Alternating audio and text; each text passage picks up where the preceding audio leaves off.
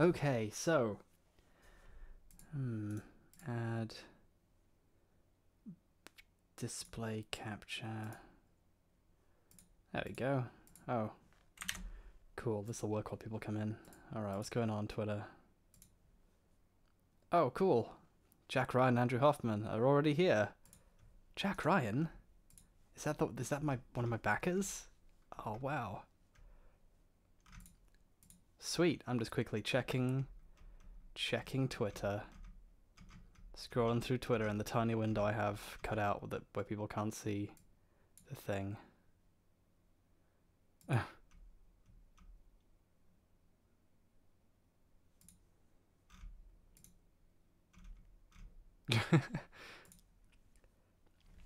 I just bought Devil Daggers in the sale. Doughboy DeVito says, "What's up?" According to this, I made Doughboy DeVito a moderator at some point.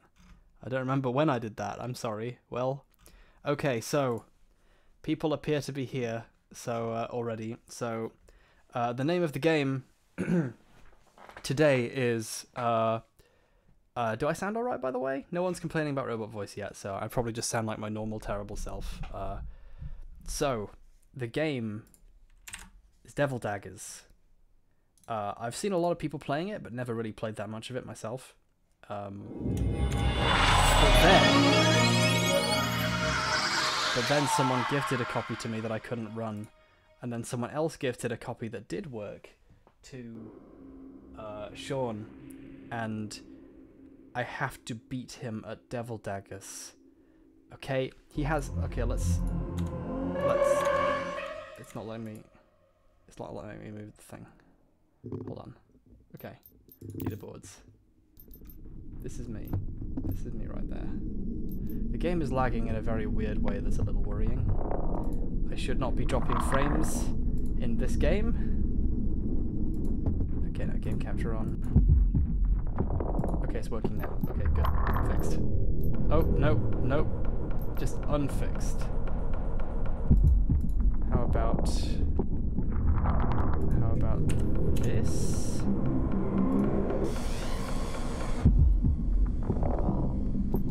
Okay, this is working now. Good. Okay, so. Too loud?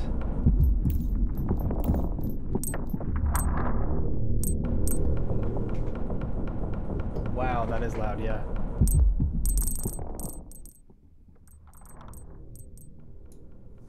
Okay, cool.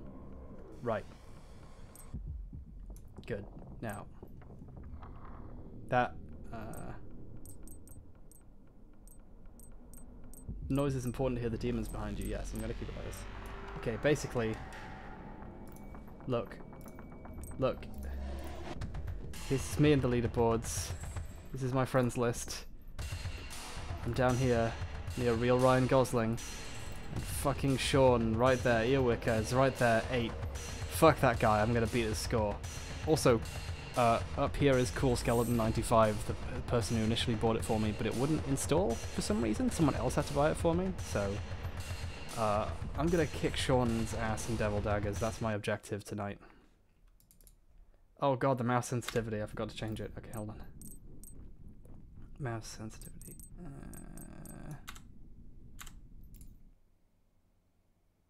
Did I forget to hit apply? Nope. I'm using a very precise mouse, so looking is hard. Okay. Right. Okay. Supercalifragilisticexpialidocious asks, what is Devil Daggers? It's this game. Look at it. Look at them all. Okay. Let's go.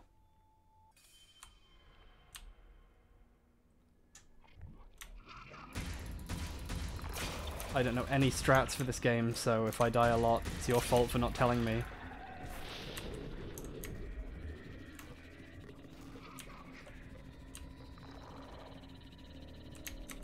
Ugh.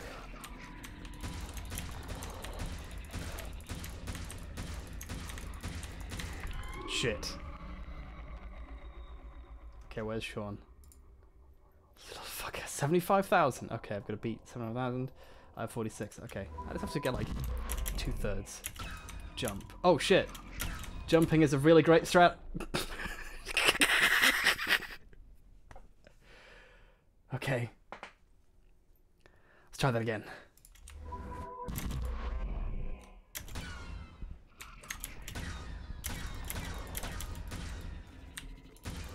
I do love the sound that the shotgun makes. This game's sound is great. It's a pity I had to turn it all the way down.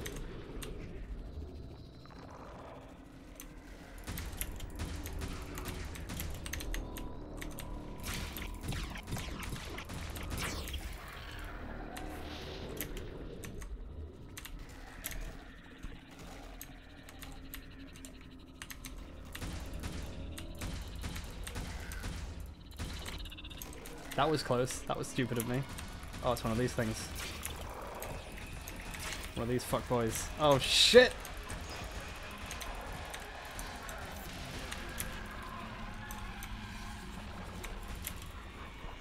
I beat Carl Toffel to go whoever the fuck he is. Ah! Oh. 55,000. Jesus. Sean played this game for, I'm going to say, 3 minutes and is like already way better than me, and I'm really annoyed. So I've got to destroy him tonight. Or I'm not gonna eat my ice cream. It's gonna melt. I'm literally just gonna stream until I beat this high score. Okay. Fuck you. That was a demo?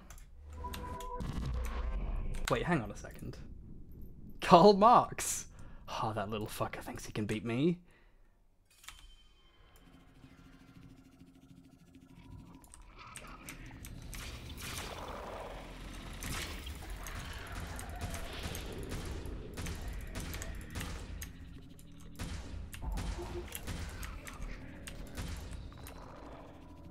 Give me that diamond. Thank you.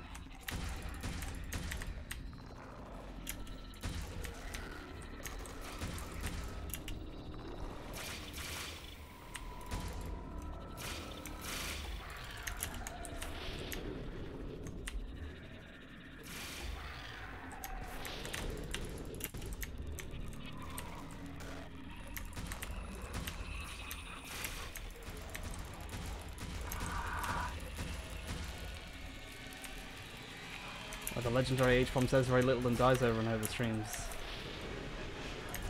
This is a rare sight, me not saying much. Ah! Didn't even see what score I submitted. Oh, I beat some people. Oh, I'm getting close. I'm gonna get you. Well, hold on, I can see his best play. Let's have a look at that. Let's see how good he did. I'll just copy all his moves.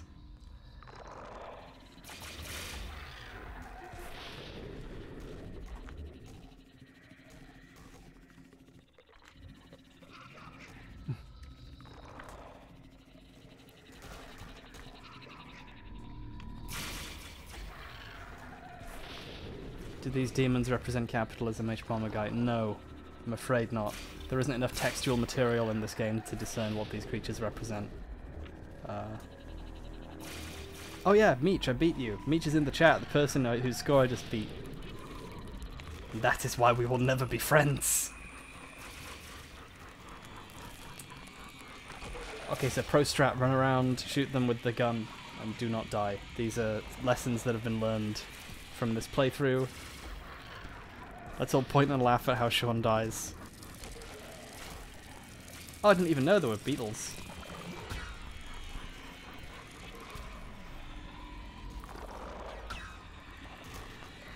Wow, okay. Has he been playing while I wasn't paying attention? Because he's doing really well. I don't remember this happening on the stream.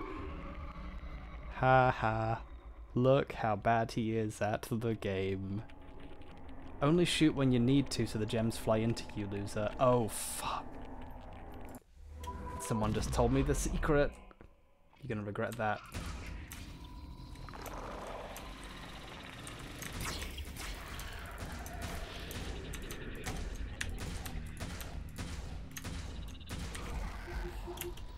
Thank you.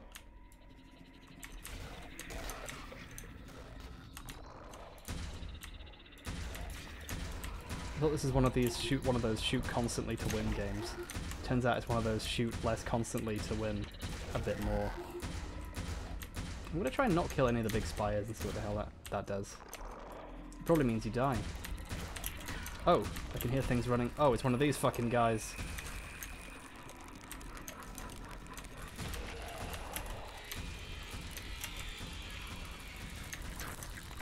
Oops. Well, that's what makes that happen. Killed the big spiders. Okay. I'll keep that in mind. Thank you. Thank you for that commenter. Whee.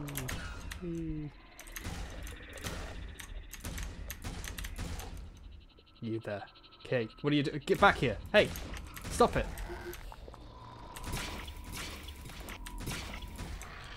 Thank you.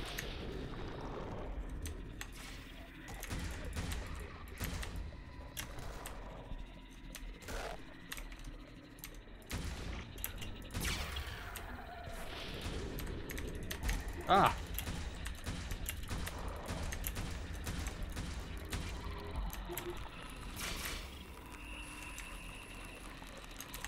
Ah! I turned left. I turned like 90 degrees left by turning 270 degrees right. That was silly of me. People are explaining how to rocket jump, not realizing that I know how to. I'm just bad at it. The last time I learned the rocket jump by doing it off a cliff and dying. And ruining an otherwise perfect run. Technically all runs are perfect right before you die because you haven't died. Actually, there's probably...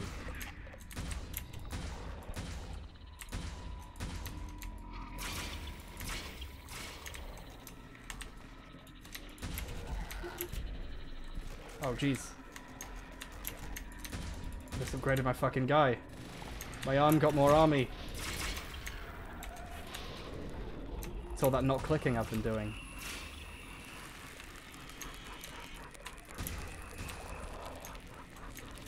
Ah!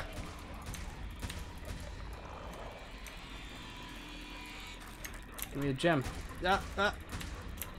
Jesus Christ! There's too many fucking dudes! Ah! That was really spooky.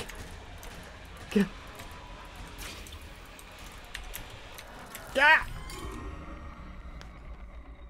I did it. I saved the world. Yeah. Oh! One day I will see victory. One day I will see revenge.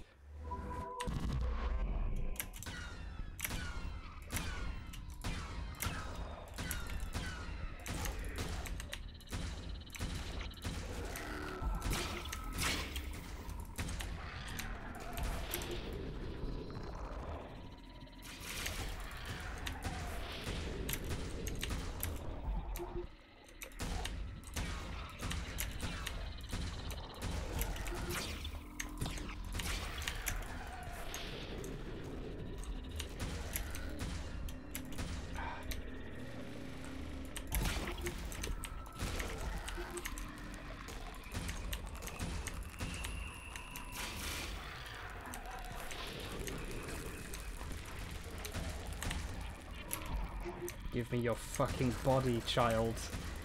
Ah! Fuck! I'm going to destroy that spider skull monster if it's the last thing I do. Oh, and R starts the game immediately. That will at some point fuck me. I'll accidentally restart after winning. I'll beat Sean and my score will be lost to time. Ah! I forgot to click.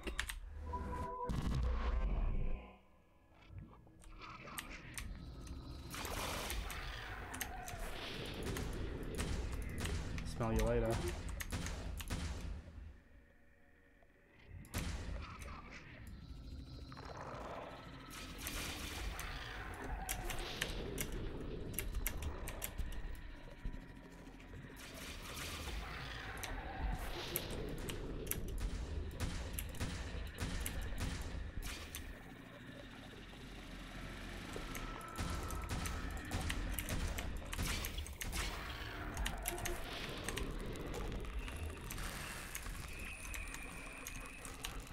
trying this new pro strat called shooting all the fucking guys. Yeah, boy! Yeah! Jeez. 51. Nothing.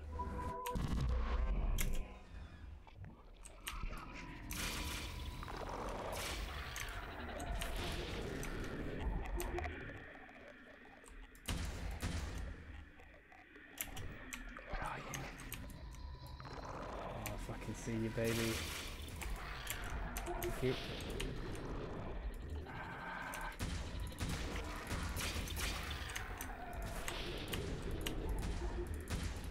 Did the skulls get bigger over time?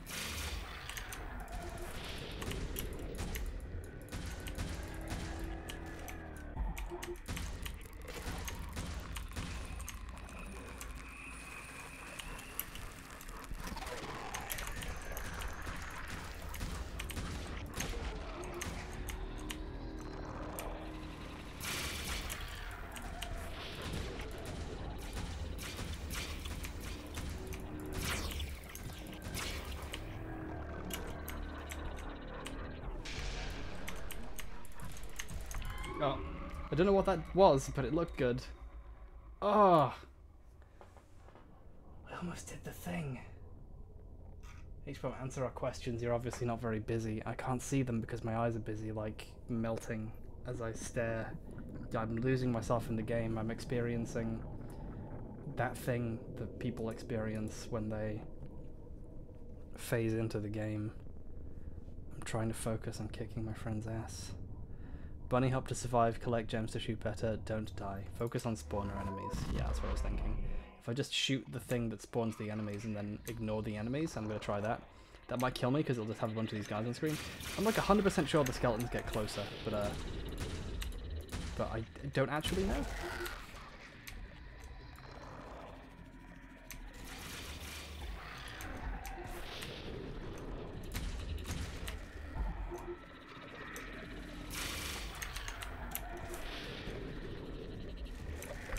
Oh.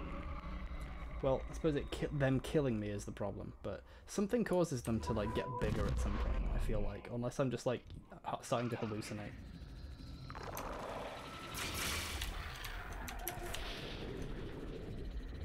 Where are you going? It's almost like he doesn't want me to die. Oh my god, are these all people in comas? Is that going to be the twist?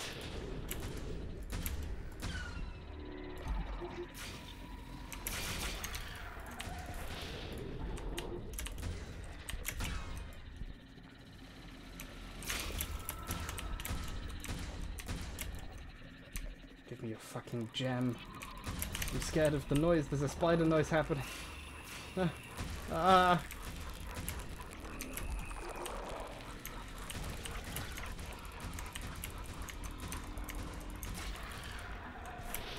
It's making the noise.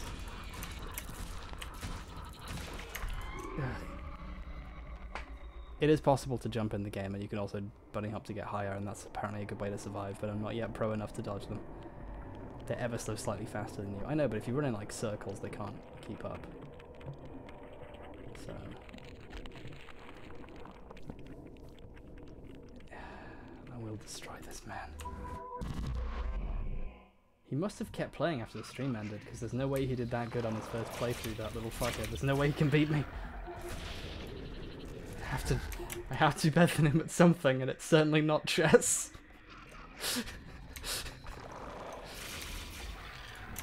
Yeah.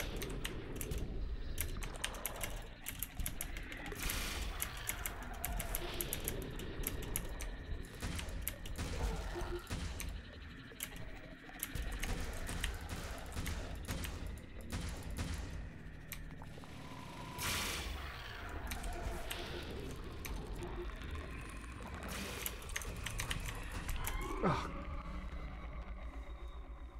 Dag.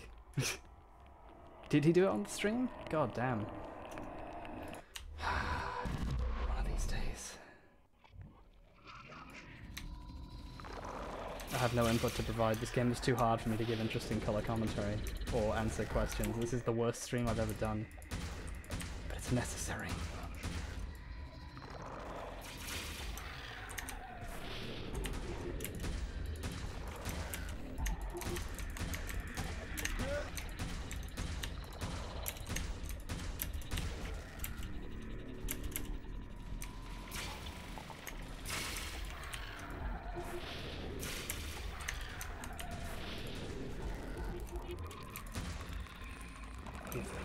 fucking diamonds.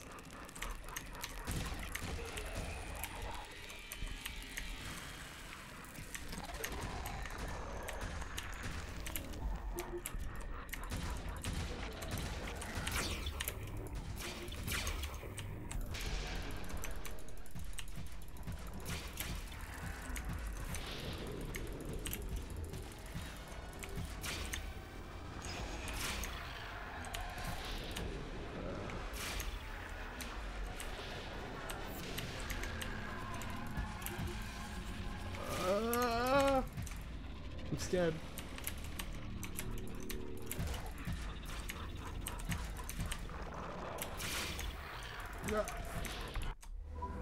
Damn it! I accidentally clicked replay because I was too busy doing the thing. What did I do? Ah! Yes! Stream's over! Goodbye! That was a joke. I wouldn't actually just end the stream like that. However, I am now finished with this game. I'm obliged contractually to finish playing until Sean beats me. That's the rule that I've arbitrarily decided upon. So, tell Sean to beat me at this game, and then I'll come back, and then for as long as we can be bothered, maybe that'll become a thing. Who knows? In the meantime, I'm going to check to see if the loot boxes are reset on Overwatch, and I'll do some 3v3s and answer questions or something, because who knows. People ask me what I thought of Fox from the West. A person on Twitter. He's apparently quite a young person who positions themselves as a centrist who listens to all sides, but because of the fact that they think leftism is because of the fact they think leftism is like evil, they only listen to the center and the right. It's that kind of centrism, so they end up being very weird and bad. So that's yeah, Fox from the West sucks a lot. Occasionally I mute him just to see if he notices I'm not paying him any attention. I'm going to change my thing over to Overwatch for a bit. I'm going to warm down with some Overwatch 3v3s to celebrate my victory against the hated enemy Sean. I like that the game I've arbitrarily picked to compete against him with is a big skull game. That makes a lot of sense if you think about it. It's a fucking pharmacy, isn't it? It's always a fucking pharmacy.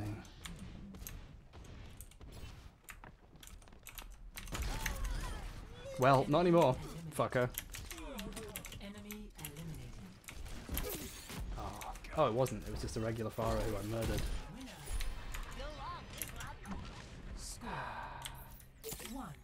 Yeah, that's right. I have the running rat emoticon. What if John Oliver and H Bomber Guy played videos together on a stream? Nope. H Bomber Bro, what's the best way to send you fan art?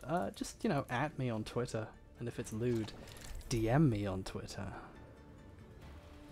Yeah, Fox from the West's the left's hubris has pushed me further right tweet is so pretentious. Like, yeah, exactly. It's this... Everyone... It's the Cincinnatus paradox. Everyone believes... I hope I'm pronouncing that right. Everyone believes that they just want to live a normal, balanced life, but they've been pushed to do the thing they're doing by the bad people, when in reality, they're doing exactly what they want to do and finding a justification for it. That's how this thing works, you know.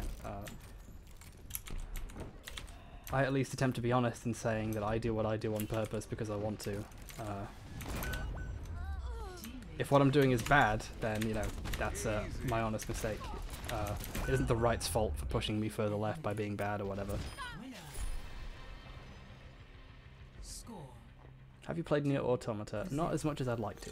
Atrom, is the Night in the Woods video still going to be a thing? Yes, I'm working on it right the hell now. I'm currently working on like 3 videos at once. One of them is like a free thing that I have been working on the last like 5 days, but I'm really not happy with it. It's about YouTube plagiarism. and a recent, everyone, hopefully by now everyone knows the Soul Bro Blue Yeti video plagiarism thing, but there's another time he was plagiarized, and I also wanted to talk about a time my Bloodborne video was plagiarized. But it's not shaping up to be super funny or interesting or particularly good, and even though I'm not challenging anyone for it, I like when my videos are good, and I don't like putting out bad stuff, and it's not worth the time to make it work well, so I might not finish it. But at the same time, I would kind of like to, so I don't know, I'm working on that. And then after that, it's Lisa and Night in the Woods, and then I need to finish... Oh, that's a good win for Symmetra there. I need to finish part 2 of Bill Nye's stuff, which I think is the more interesting one. I have more to say about the stuff. Like, there are more people to cover, and also I think I hit on an interesting point to make, and also I reached out to some like trans YouTubers to talk about the issue, because I felt like that is the thing that I need to do more of, is reach out to people who actually have some experiences with the thing. I actually did this already, but I didn't do it to the, I didn't put it in the first video because it didn't really fit, but yeah. Has Armored Skeptic replied to your video? Not yet, but it took me a month to make that video, so, you know, surely if he wants to respond to it, he has the time to think, he has time to think about it. It's up to him. Do you do YouTube full-time, H-Bomb? Sadly, yes. Well, you know, I technically am a freelance video editor and videographer person. I just haven't bothered finding any work recently because I haven't needed to. I've been really lucky to not have to, but I was an engineer for a while and then I quit to do freelance stuff, and it worked super well. I got a couple months of good freelance work in, and then I was like, in my downtime I could just make these but for fun and about stuff I know about and think about and just see what happens. And hey, I could name them after the thing I did that inexplicably got really popular on Tumblr with Tumblr user Dragon Dicks, who shared it to all their pals, and here we are. I can finally play Overwatch in front of a few hundred people. And all it took was the weirdest fucking career path of all time. Oh no. Oh yes.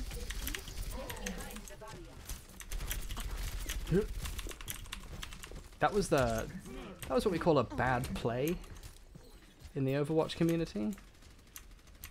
Oh no.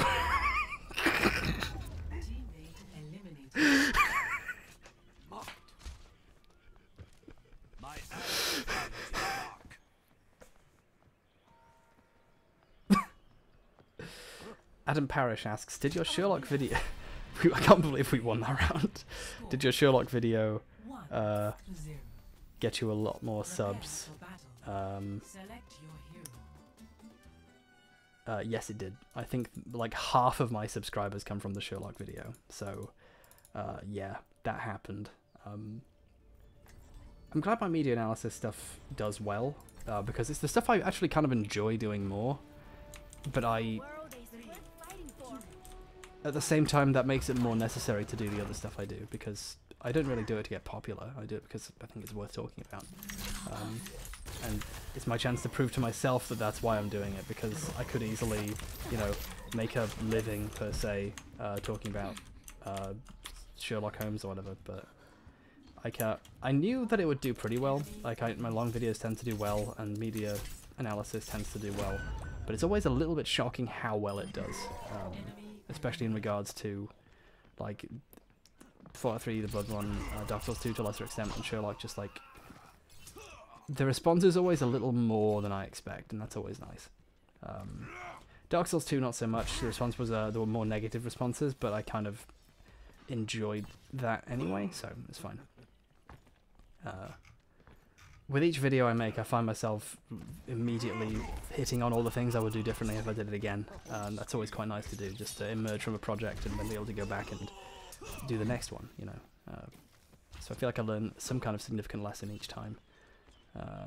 H1 guy, what were your next is garbage and here's why video? Right before the probably inevitable Fallout 4 one, right before that, which is coming. the big one that I want to do next, and hopefully next month, if I spend this month doing these shorter ones and finishing off the Bill Nye stuff, is going to be all about Deus Ex, the first 3 Deus Ex games, and an analysis of kind of where parts 2 and 3 go wrong and right, because I feel like they both of those sequels have merit, and I just kind of want to look into that, I guess. I am super curious about like talking about those, because I feel like Invisible War gets a bad rap. Like maybe 4 people played it, and those people didn't enjoy what it did. Like they happened to not enjoy what it did. And when if a small enough amount of people get to establish the consensus on a game, everyone kind of assumes it was bad because everyone they heard said it was bad. So my solution is to talk about things about it that were good, because I had quite a lot of fun playing Invisible War. I think I had more fun than Human Revolution, but Revolution is okay. So I'm not going to call it is garbage, probably. I'm just going to call it like is vaguely acceptable and here's why, or something. But I'm like, being hyperbolically negative about a game is incredibly fun, especially when the game doesn't really fully deserve it. That makes it even better. But I do actually also want to not do that all the time. I do, on some level, enjoy talking like more measuredly about a game when it's necessary. And Human Revolution is not complete rubbish in any respect. It's just has issues that I feel go against the core of the game experience. But you know, I mean, that's a kind of a thing. Yeah, exactly. Diego Carnival. Deus Ex Human Revolution is kind of okay, actually, and here's why. Like, that's kind of the title I might be going for. AM asks, have you ever played any Persona games? I've briefly played several of them, some of the earlier ones, but I haven't played any of them in full, and I haven't played the recent ones very much at all. I have a series I would like to do, like a 4-hour video or whatever, like where I basically review and analyze all of the Persona games, but every time I float that to someone, they say, Harris, you're bad, you never finish long projects, you have too many ambitious projects already, there are too many games, you'll never finish it, stop it. So I need to maybe not do that. But I'd like to do that, and also do that the same for all of the games Yoko Taro has made, but I'm very uncertain how and when I'll get to that, which is always annoying to do. The thing about making videos with tons of like research, or where there's a lot of gameplay involved, is that you never have enough time to do all the things you want to do. People keep asking me about, actually someone just asked about Dark Souls 3. I haven't played much of it yet. I like what I've played so far, but not enough to like fully weigh in on it. Like, no Souls game is going to be just complete garbage. Like, they've established a baseline of good that they can't deviate from too hard. But whether or not it's like really good or not, I need to play more of it. But still planning on doing a video about Xavier Renegade Angel eventually. Yes. Don't know what to say about it. And there's a friend of mine on my Discord called Bassbait, however you pronounce Bass, who happens to be, like, years ago, they were deleted after a while, but years ago there were these really old videos on YouTube analysing Xavier in like a kind of funny and interesting way, and they were basically the only other person who seemed to talk about Xavier, and they were really good, and they happened to be, like, they happened to mention, oh, I made these things about that show years ago, and I was like, I saw them. That was a really fun moment. Prepare for battle. Oh God. Select your hero. So, I guess I kind of want to do them eventually, but like, and I have a bunch of stuff that I kind of want to do. Like, I want to do a series about film theory that kind of looks into aspects of film stuff that people don't usually talk about. Like, at best you get like the nerd writer type videos where they say something kind of interesting, but it's kind of wrapped up in this kind of like, not pseudo-philosophical, but pseudo-philosophical tone, where they say something of value, but not necessarily anything to do with the thing they're talking about. it's really weird. Nerdride is really, like, weird to me. I feel bad criticizing it like that, but whatever. And just kind of debunking current approaches to film on YouTube and then terminating in a defense of the Star Wars prequels that'll probably be like 19 years long and ruin my career. But them's the breaks of having my dumb opinions. I'm gonna go like a class that makes sense and start paying attention so I don't lose. What's your opinion on Minecraft? Bad. Other big project, the game that I have been like spent a year of my life writing. My initial plan had been, that was a terrible shot, to do all of the like writing animation, art, music, programming myself, and that is swiftly proving to be like detrimental because I'm bad at like 90% of those things. So I'm thinking that for the sake of making the game that making the good game that I want the game to be, I have to maybe abandon that mission and get people on board to help with those things. And so many people have come forward and very kindly offered to contribute with music or art, and I think I'm reaching the point where I kind of want to let them into my life. I wish I was the sort of person who was immensely talented and had all the time in the world to just make this game and make it in all of those things, and also learn to fucking draw. But I think I'd rather make the game in a reasonable time frame, and that might mean working with people. So,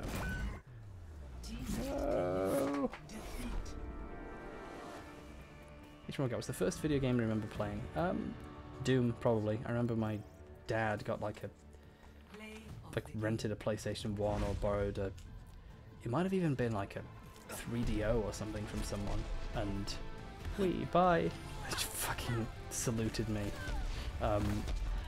And we played Doom and had a really hard time. I remember being stuck on like a save where you were on really low, we were on really low health right next to a guy, so whenever you walked into the room you would die, and that's all, and they would reload, and that was it. Nerdwriter writes vignettes that should run between shows on the Discovery Channel, but don't because Discovery is dead and we're all Alaskan Ice Road Diamond Dogs now. That's basically it. Nerdwriter's videos, they remind me a little bit of movies with Mikey, just like they're yeah, Doughboy, ban them, whatever, mute them, make them stop, whatever you want. The movies with Mikey is like fine. I'm technically like signing paperwork to be working on a website that he is also on. Spoilers. But I disagree with his analytical style. I have some problems. I remember watching his review of Sunshine, which is a very near and dear movie to my cold little heart, and thinking, hang on. He just played the music from the film over him sort of saying the thesis of the film, but like in between summarizing the story. It's like you could have not seen the film and provided a similar amount of analysis, and that's not great.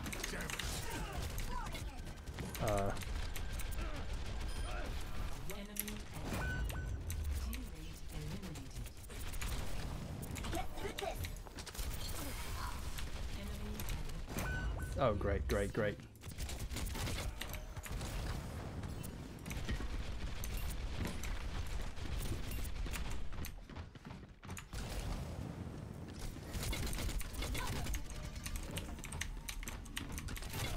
Oops.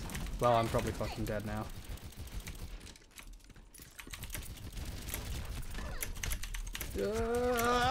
No, no, no, I'm good.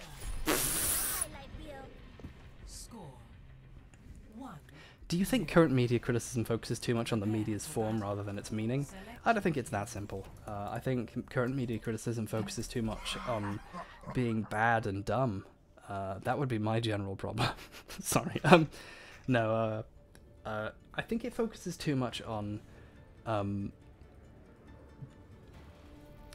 providing very baseline kind of non-analysis.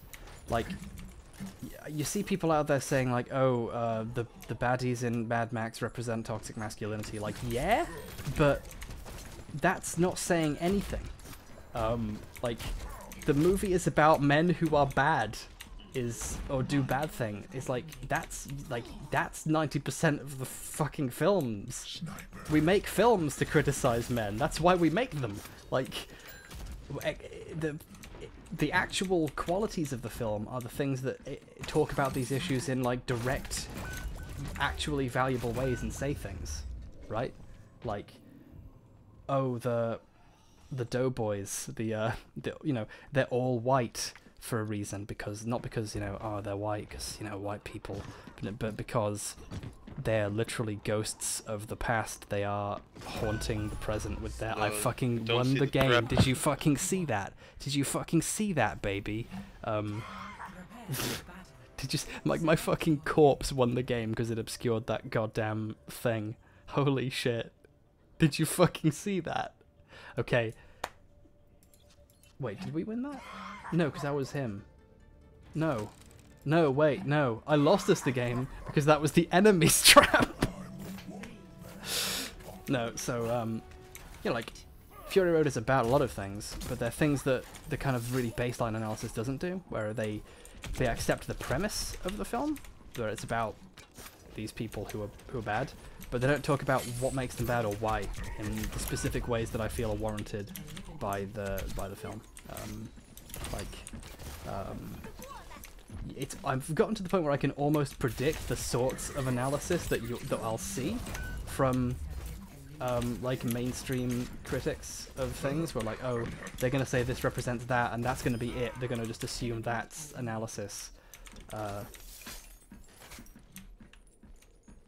And that's why you end up with like the kind of rubbish pop feminist readings of Fury Road, where it's like, oh, it's not a feminist film because the main characters win by engaging in violence, which is masculine, or other things similar to that.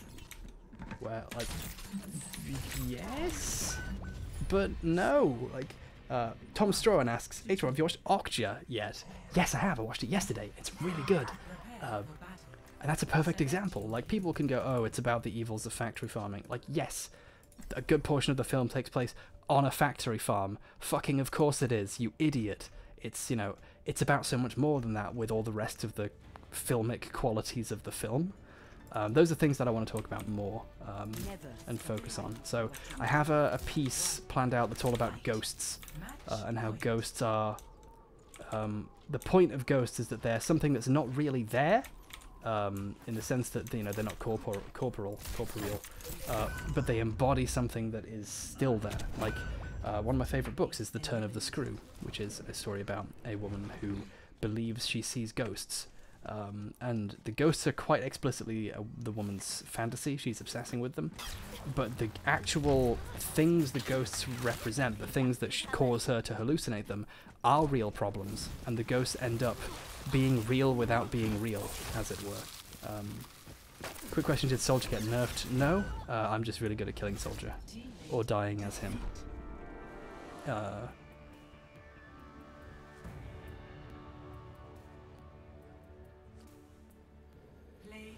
Please do a vid on Stephen King. Meh. Maybe, I don't know. Somewhat evil. But H-Bomb, you talk of bad media analysis, yet don't realise that Sherlock is not a detective show, but a show about a detective. A show about a detective. No? Like... Sherlock is a bad show about a detective. Maybe. I'm still reeling from that comment someone made. Like, obviously, the show isn't just a detective show. Because I hope it isn't trying to be that, because if so, it's an even more miserable failure than what it is. But it fails to be good at the thing it's doing, which is its real flaw. I do hammer home that it doesn't understand the plot of mystery stories, and you could say, well, maybe it's not trying to be. But if that's the case, what is it trying to be? You can say it's a show about a detective, but that's meaningless. You know, Dracula isn't a vampire story. It's a story about a vampire. Like, okay. But what's good about it? Answer nothing. It's bad.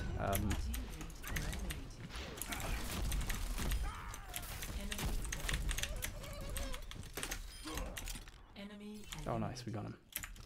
Oh.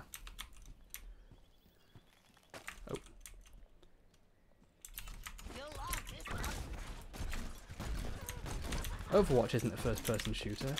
It's a game about first-person shooters. Like, oh, great. Fantastic. But what if the game isn't fun?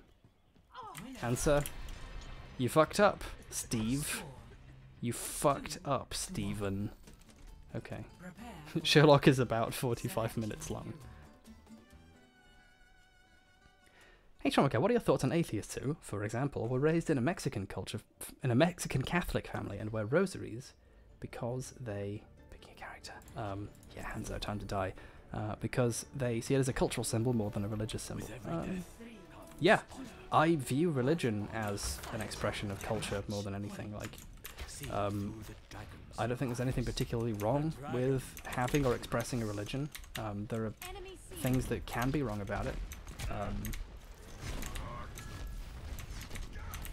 There are many things I would dispute about the truthfulness of religions, but I think philosophically speaking they're interesting, and I would hate to discount that just because the God part isn't literally true. And also, you know, it's culturally enriching to have something, you know, have things that you hold important to you and all of that. Like, culture's vastly important. And simply, you know, de-religionizing aspects of your culture that are previously seen as religious is, I think, valid. I believe that's something Nietzsche talked about a lot, where, like, as God slowly dissolves because we learn through science that it's far less likely to exist, the fear there is that you erode away valuable pieces of culture that are important to us. You know, people go to church because it's important and valuable to commune with other people, you know, and humans need that, so why not? So I think Nietzsche's point was to build a culture out of the things that were previously seen as religious. In effect, de-religionize God. But and I'm okay with that, to be honest. Without society and without the things that religion gives people, we're not really very much of anything. So yeah, sure. By all means, rosaries, sure.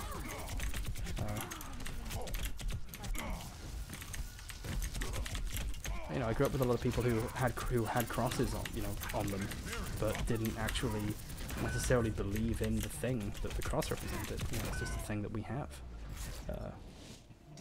I've never been a very religious person. I was, to put it simply, raised atheist, basically. But I appreciate the value in those things.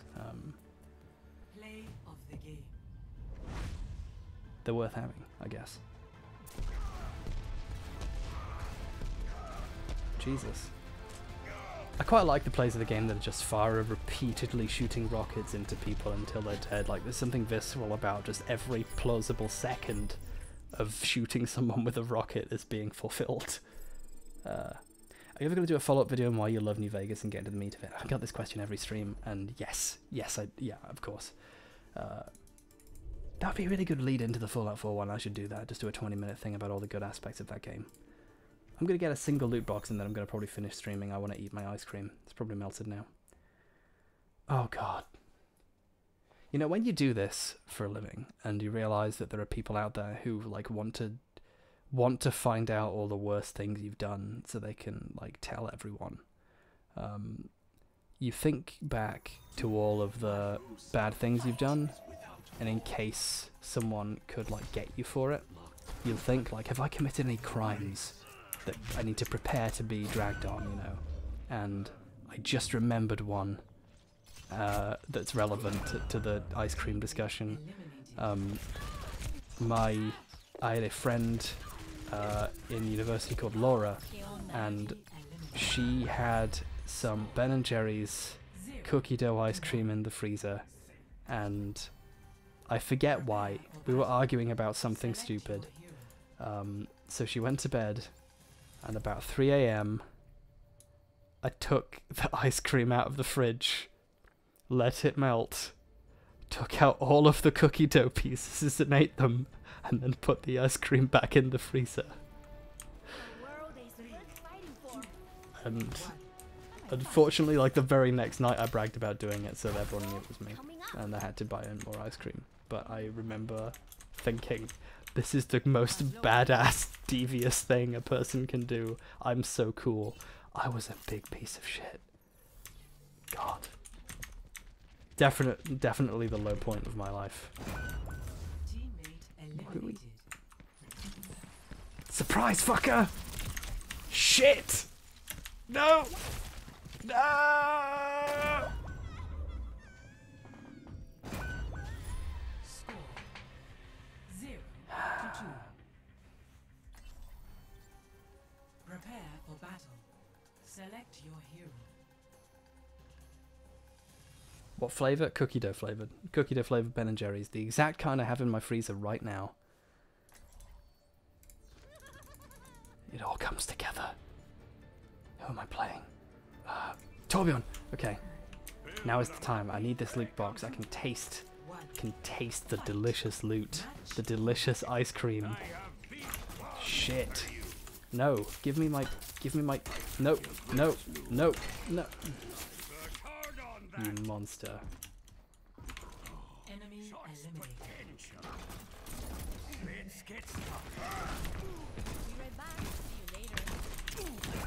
Oh. Oh, we won. Score. Boy, just play some Farah. I mean, sure. People are discussing Kamen Rider Forze in the chat as if it's bad. It's not. It's good. It's very good. Me and some friends binge watched all of Kamen Rider O's and Double in very quick succession, just like all of it, and it was great. Best time of my life. I remember once I watched it while eating a lot of ice cream cookie dough that I stole. God, it all ties together. Fuck you. Oh fuck, I missed the best possible fucking shot. I fucked this up. I am a dishonor to my family. Damn it! We could have been great. We could have been kings.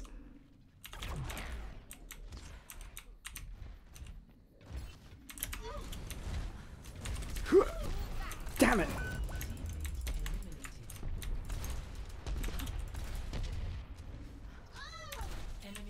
Yes. Yes! I did the thing! Score 2-2.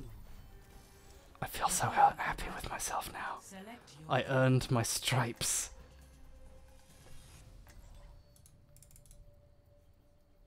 Ronald Pump asks, how big is your dick? You'll never know. You'll never find out. I'll let it be a mystery forever. 1. Bye, Mum. Match point. Tracer here. Running away from the healer who's dying now. Here, Tracer here. Tracer there. Tracer's gone. Tracer leaving you to die. It's Tracer. Hi, it's Tracer. It's running in fucking circles. Please stop me from dying, Tracer. Should have turned my mic on for that.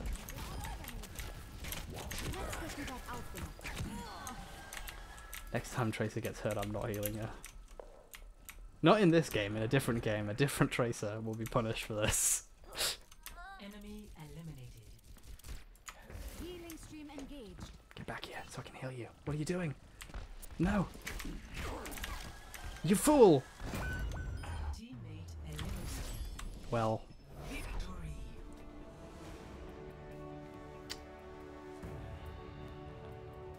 you suck so hard at Overwatch has invalidated all your philosophical and political arguments. Yeah, this is me. Oh, me, baby. I might have to apologise. The chat moves quickly enough now that I often don't answer all the questions I'd like to, so I usually end the stream by sitting on a black screen just talking for like 20 minutes. But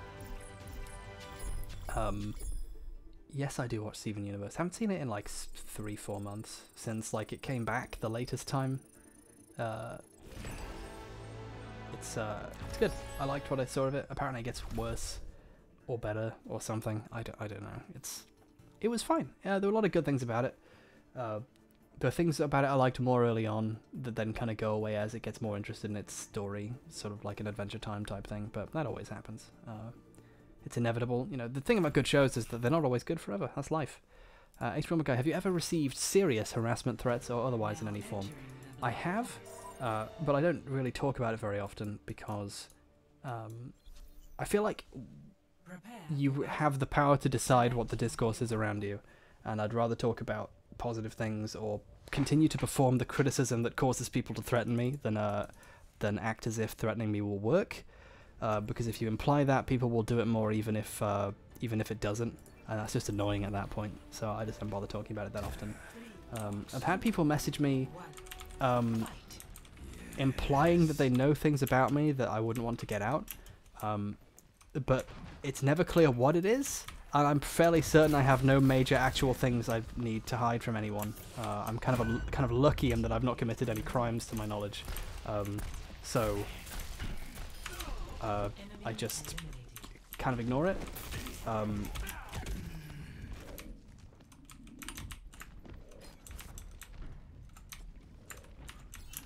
There you are, shield boy.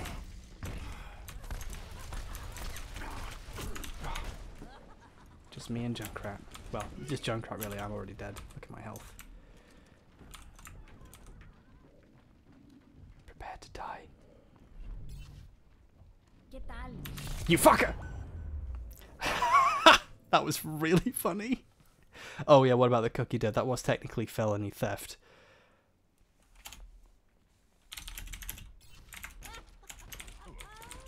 I should say, peel me from Wingston. Sorry, say 3 nice things about Arini. He's bald. He's thin. Served in the military. There. Thin? That's not. 2 nice things about Arini. He's bald. Done. Oh yeah, there is the time I defended the anime Kill the Kill on stream. Quite often, though, the weird thing about that anime is that, like, I'm not, like, I quite like it. There are things about it that I really enjoy. There are things about it that absolutely suck. I'm not sure. I might have at some point called it my favorite anime, and I think that wouldn't. I don't think that's actually accurate, but it's fine.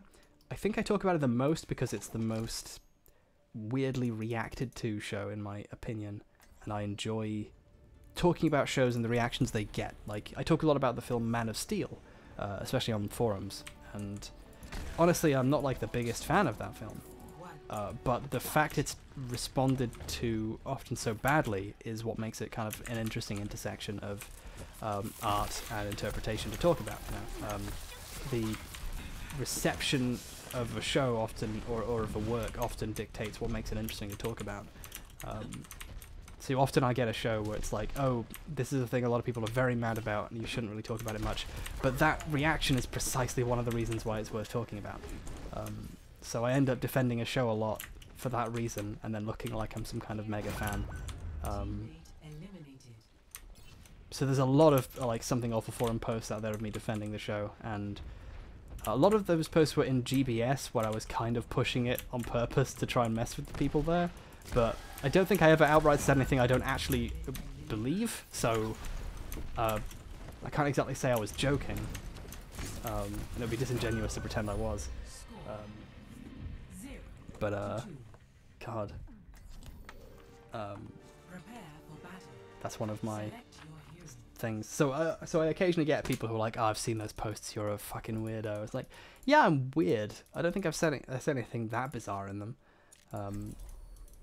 I think I say more weird things about other shows. Like, I insist that I read a thing of mine recently that I thought was really weird. Like, I must have been trying to make a really smart point, because it sounds incredibly stupid to me now, where I'm like, changing people's minds is more violent than actually hitting them or something. And I think I get what I was going for, but I would have made it in a less, how do I say, stupid way now.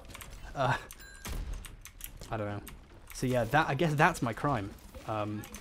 Bad anime opinions. That'll be what gets me in the end.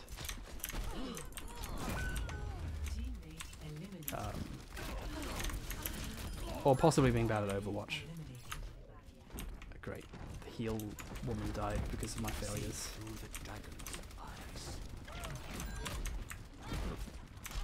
Oops. That would have been really good if I'd hit them with the gun. How am I not? I'm gonna fucking punch you. Oh, I didn't punch him. I didn't punch Abu. He knows about your love of Chobits. Oh, my god. I just remembered how I was introduced to anime. A friend came over with like a 5-pack of like, here are the first 3 episodes of 5 random animes. And one of them was Chobits. And Chobits is bad. Like it's not very good. It's disgusting. And I know that there are some people who probably saw that and were like, yeah, this is what this genre is for. Being fucking weird creepo. And those are the people who I make bedfellows with when I talk about Kill the Kill, and I'm a little disgusted with myself now. But there we go. That's what happens when you discuss anime. I'm pretty proud of that kill just there. Didn't even look, didn't even fucking see him, and they died. Who's left? Ah. Yeah, level 383 McCree. Fucking Baby Town.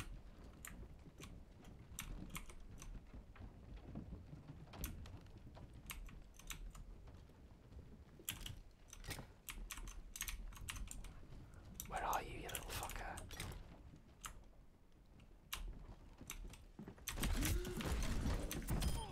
Yeah, boy.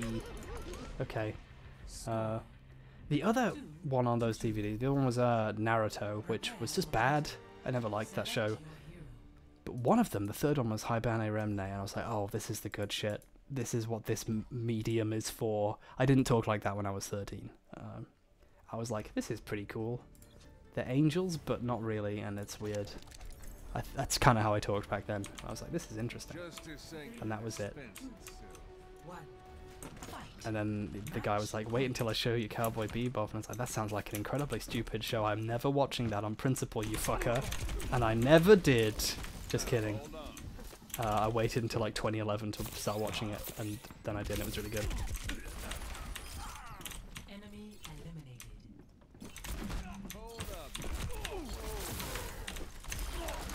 Enemy eliminated. I did hit a point in my life where I would not like or watch things out of spite because of the things that one friend liked. Where at some point I did a little bit of research and discovered that all the albums he would recommend to me would be recommended to me immediately after them getting a good review on Pitchfork Media. And I just realized that my friend had crowdsourced his opinions, and I kind of like out of spite stopped liking him. And I don't know, okay, wow, yeah, that's my crimes. My friendship with that person and how it fell apart. There's that. Jeez. I did that with Bleach, and I still never watched it, Lamau. Yeah, you don't have to watch Bleach. Bleach is a really interesting show, not because it's good. Like, Kill la Kill is good and interesting. Bleach is bad and interesting.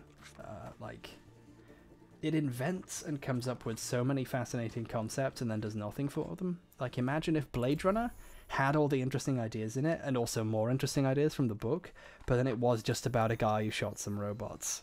Like, it's fascinating. Tite Kubo is like the most low effort but good idea man, and it's so weird. Jesus. How do you feel about the later seasons of Adventure Time? I stopped watching after the one where he kills a planet with his grass sword hand. That sentence makes sense, I'm sure, to some of you out there. Hibana Remne is so goddamn good. I haven't seen Technolize or Lane. I know those are like highly recommended shows that everyone should have seen. I haven't seen most of the shows that are the shows credited for getting people into anime, and for that I will never be happy. I pushed that fucking guy off a cliff. I'm really proud of that.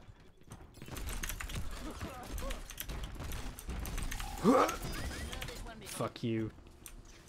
Naming himself after Tracer quotes. Yeah, nice try, idiot. Uncultured fool. Swine. Are you going on Chapo at any point? Twice now I've been in the same vicinity as Chapo Man, and he's been like, we should do it. I'm like, yeah. And then we don't talk again until I'm out of the country. Have you watched K-On? Yeah, K-On's good. It's fine. Slice of life stuff. I think it's cool. Oh, you know, it's overrated, but it's overrated for a good reason, which is that it helped pioneer a really well-known and like a now very well-known interesting genre, but it introduced it to a lot of people. Have you watched Paranoia Agent? Paranoia Agent is one of the best shows ever made. It's beautiful. It's brilliant. My phone's beeping. I should have checked that. Do you get any music recommendations from Altony Raitano, the Needle Drop? No, I don't. I don't watch his show. Any guilty pleasure films? I don't know. I really enjoy The Room. I think The Room has actually some quite fascinating... I'm not even going to say subtext. There's some really interesting like content in that film. I am doing a film theory piece where I simply talk about the qualities of films that we don't think about so often, like in regards to kind of the interplay between auteur theory and death of the author. Yes, those things play into each other, even though it sounds like they don't, for obvious reasons. But and how how that slots together in the film The Room, which manages to be about something by being very badly about something else. I try and keep my cards close to my chest when I talk about film theory, where I try not to talk about it in much detail outside of a carefully controlled and written piece where I can't say something stupid by accident, you know, aka what I normally do. Have you seen Satoshi Kon's other work favorites? They're all great. Paprika I saw again recently, and it's really good. I used to think Paprika was less good than Millennium Actress, possibly because Millennium Actress is my favorite film, and it still isn't as good, but it's still like very good. I'm very much into films that on some level are about how to make a film, and a lot of Satoshi Kon's work ends up being about that. I haven't seen Welcome to the NHK, mostly because it was one of the shows recommended to me by that friend I talked about not caring about the things he said to me.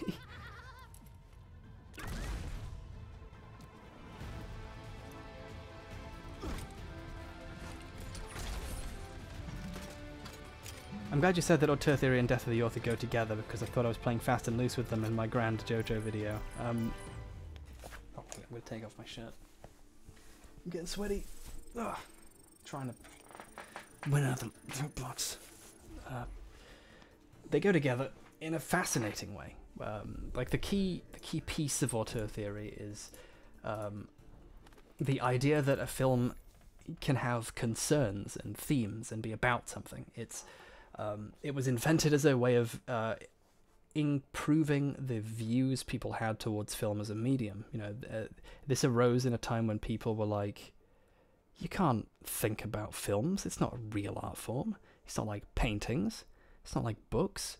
And then auteur theory comes in and goes, bam, let's talk about the artistic concerns and ideas of the creators, and yay. And a lot of it was fluff. A lot of it was a bit stupid.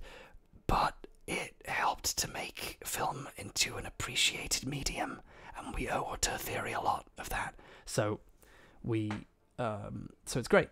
However, death of the author, much more fascinating thing, and it's also more to do with, that's like less to do with film, it's more of a book thing. Death of the author positions itself specifically against the idea of authorship, you know, of there being one person who dictates the meaning of a text.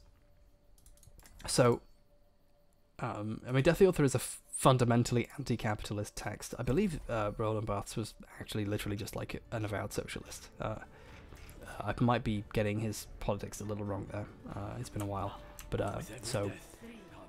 Death of the Author and Auteur Theory fit together, because once you think about the artistic concerns of a creator and what a work might be about, based on like watching their stuff, that doesn't necessarily mean the author gets to be an authority on what the author's work does or means, if you catch my drift.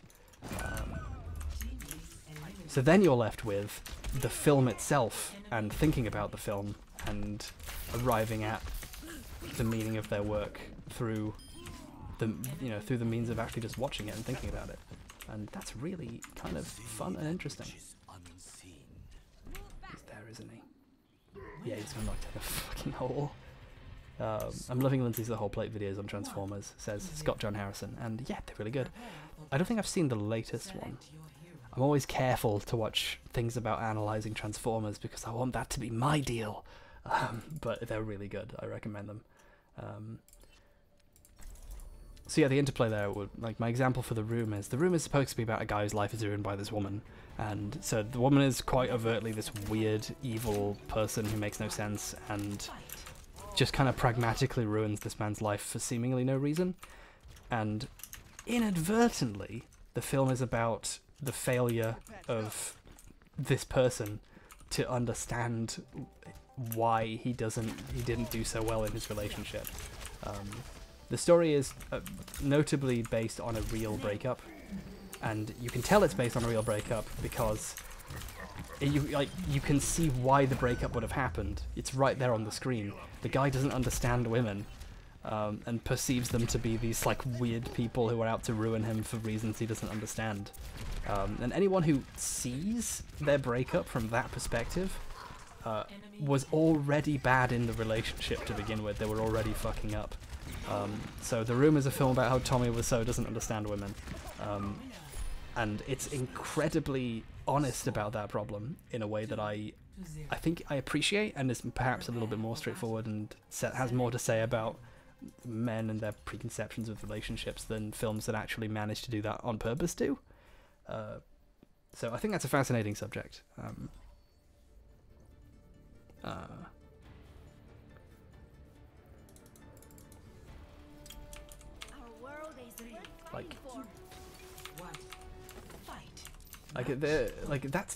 That's the thing David Lynch always does, right? Like, you know, women are these inscrutable things whose actions are always slightly out of reach, and you can never quite understand what their reaction will be. Like, women are positioned in a lot of Lynchian works as these things that you can't ever predict. You have to just hope and trust, and that's the thing the thing that makes Lynch not a misogynist, is that he accepts that he doesn't understand other people as much as he'd like to in his work, or the characters always do, but trusts that there is something going on there, and that they do have a plan, and that things are going to be alright. So they end up being about this sort of hope. There's something very hopeful about Lynch's work. Whereas The Room takes this very other tack of, I don't understand women, and I don't understand why my relationship fell apart, she must be crazy. When a person who would dismiss someone like that, of course their relationship would fall apart, you know? That's quite often, a friend of mine, I remember, broke up very amicably with his girlfriend, and then, or like talked about it as if they were breaking up very amicably, and then as soon as they did, was like, oh, I suddenly realised all the different ways that she's mad. Like, no, mate. You know, you start to see why there was a problem in that, and that's, I guess, really, it's a perspective that I want to talk about more in the stuff what I do. There's probably other good examples, but that's the thing I would like to talk about. Saying The Room, I keep hearing Room, which is totally different. Have you ever seen a Sion Sono film? I might, but I'm not sure. Is there anything like that you cannot appreciate no matter what analytical lens you apply it to? Yes. That film would be Lars von Trier's Melancholia. Melancholia really annoys me. Not like because the film itself is annoying. To me, it's like a void. Like, I get nothing out of it whatsoever. No feeling can be derived from it for me, and it annoys me that I can't. And people who like it always on some level annoy me a little bit. But even then I can theoretically see what people see in it, so, but that's the closest I can come to that. Is Jurassic World good? No. Answer my questions. I gave you $5 American last stream. What did Hired Sword say? Oh shit.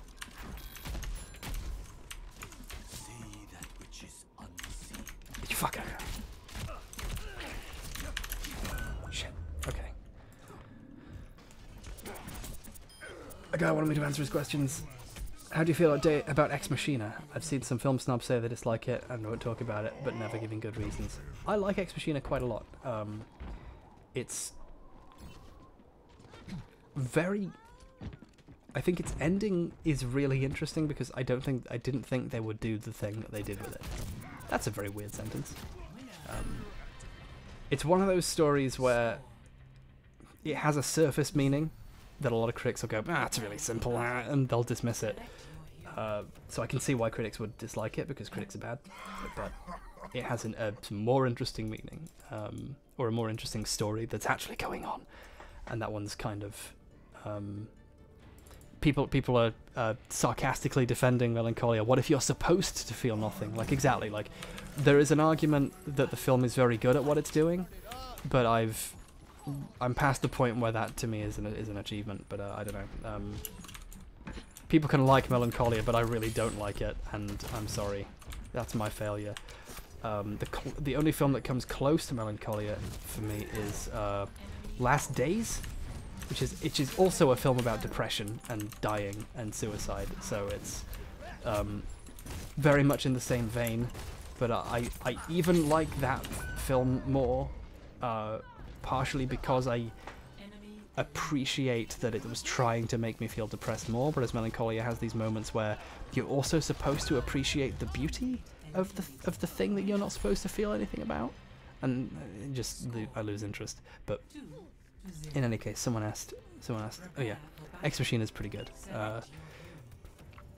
It's really a film all about... I don't know what it's really all about, honestly.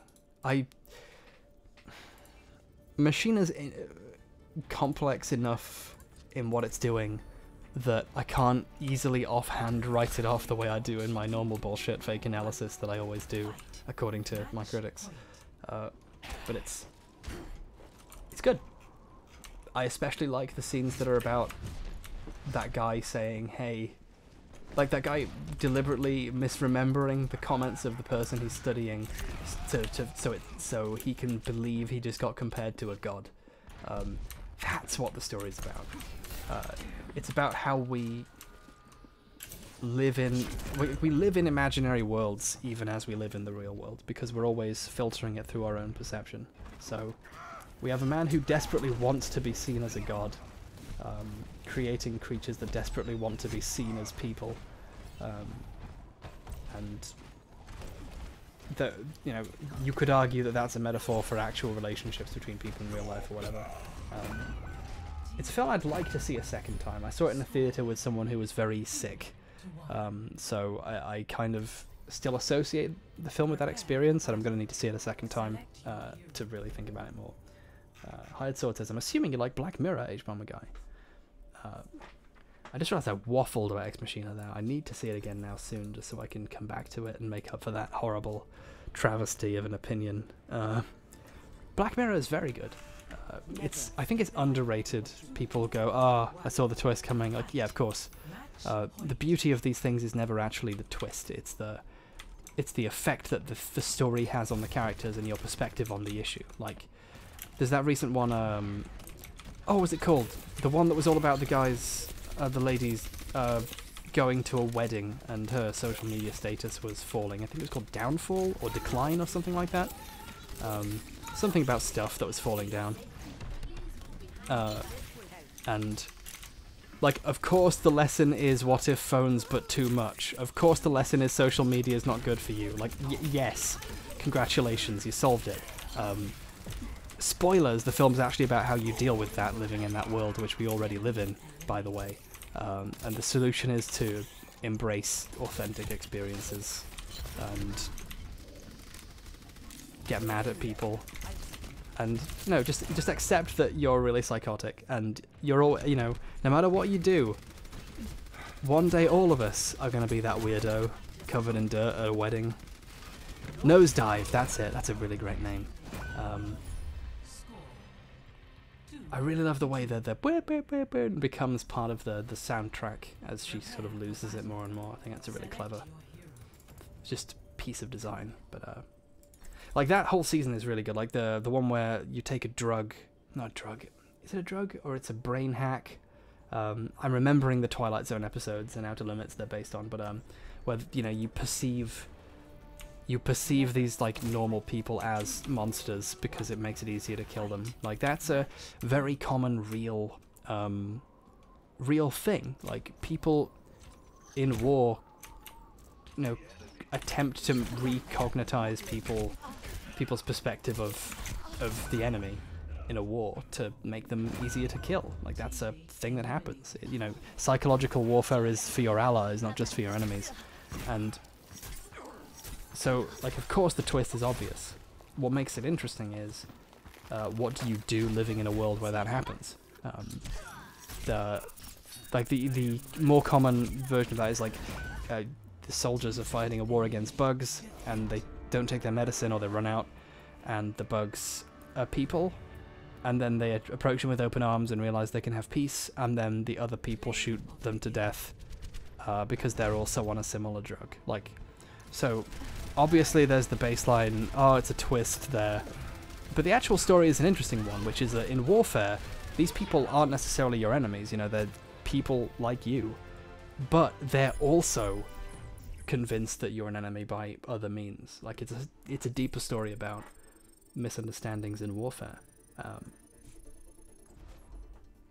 Where, like, substitute the drug for propaganda, and bam, you have basically what real-life war is.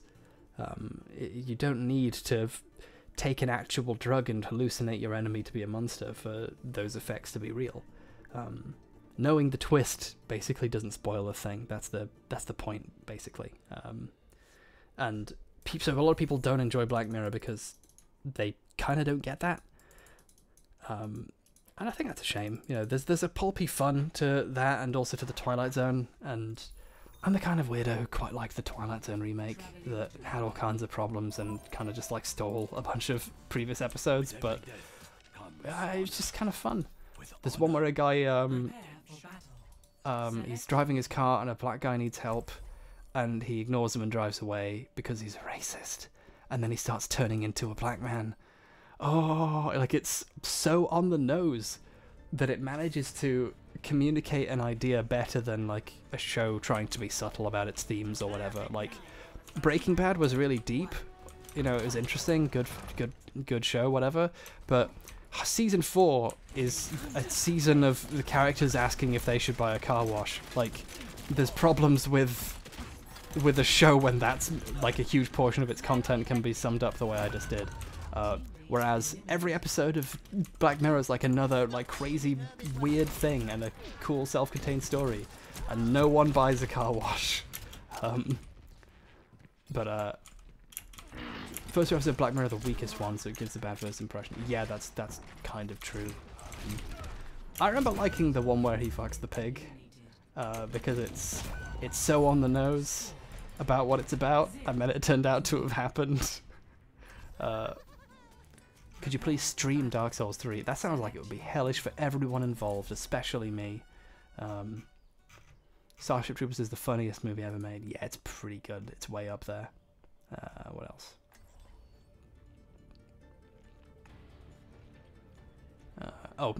Don't Worry gave me £2 and asked what my thoughts were on Neon Genesis Evangelion. I really like early Gainax and also now current Studio Trigger Toriyama, because, you know, it's similar, it's the same sort of, like, there's some overlay there, but for me, Ava's the one that doesn't stand out. It's the one that's kind of the least interesting by way of pretending to be about more than it is, whereas the previous shows are all unpretentiously the silly thing that they are, in a way that communicates the idea well. Like, we're going back to the Black Mirror problem, or to the Black Mirror versus Breaking Bad problem, where like Ava gives you a bunch of crosses, and then you realize that the crosses don't actually signify anything. They just put crosses there, and a lot of sitting around staring at one's navel.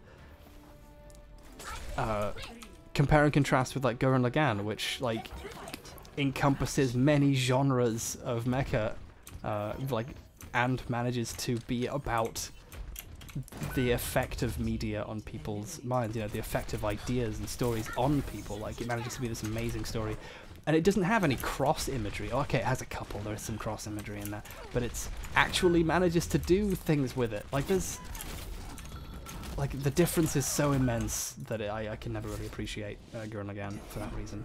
A message has been retracted that someone gave me £2 to ask. That's really interesting. I wonder what that message was. Was it something rude that got taken away, or did they decide to not give me money for it?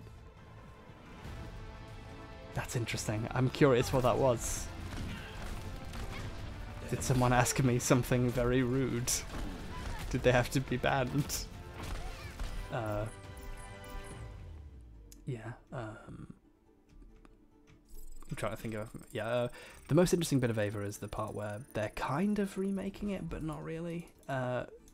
Where they've kind of gone, okay, let's just make this into a good show and try and be less pretentious about it, and I think that's a noble goal. So, next questions. That one guy gave me $5 Canadian, 5K, and asked, since we're on the topic of weeboo stuff, what's your favourite anime? Probably Gatchaman Crowds. I think it's really, really good.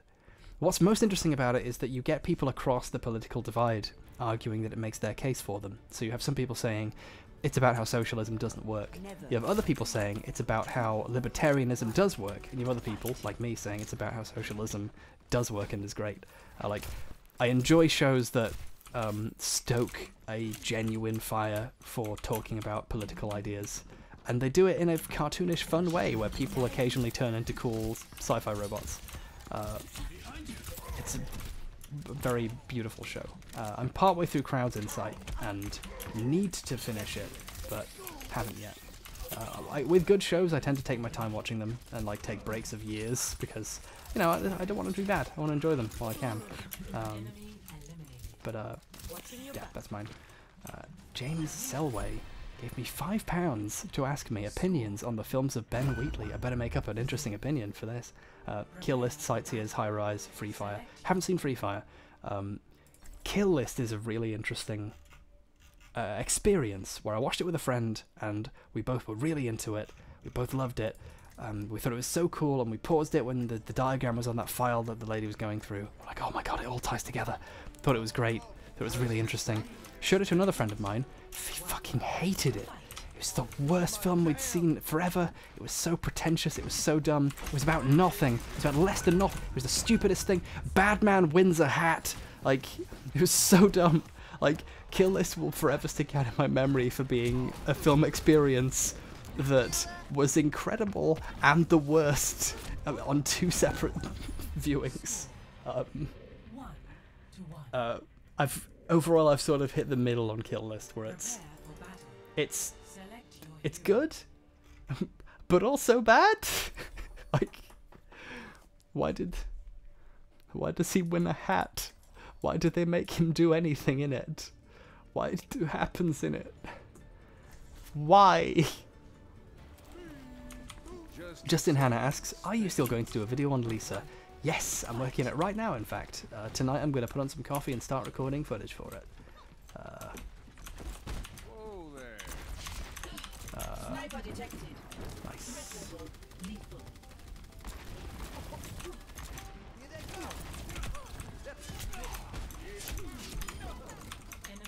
Yeah, give me some heals, Doctor. Okay. Finn Levy asks thoughts on the thanks for the money, by the way, Finn. Asks thoughts on The Witness and Jonathan Blow in general. I like him. I like his work. The Witness is good. Braid is really good. I think he's one of the folks in the world whose politics are somewhat behind the rest of his ideas, where he's taken this kind of weird stance. I've not looked into it as much because I don't like looking into the politics of people when I see something about someone talk about politics and realize that like I'm really disappointed in what they have to say, I stop looking at it because I don't want to be more annoyed by them. But I think like a lot of his actual ideas and his emotional maturity is quite advanced, especially for a person who makes video games for a living. But he doesn't have any way of applying it that ends up being useful. Like, he's a man who comes across to me as very good at talking about why he's sad, but not very good at coming up with ways to be happy. And that difference is palpable in his work.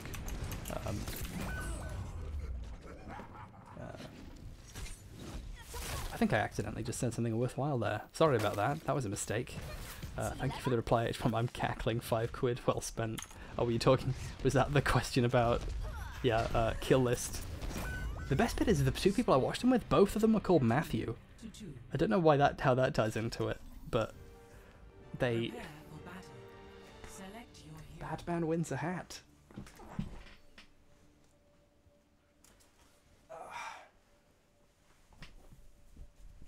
Where was I? Yeah. Diva here. Ready to be killed. I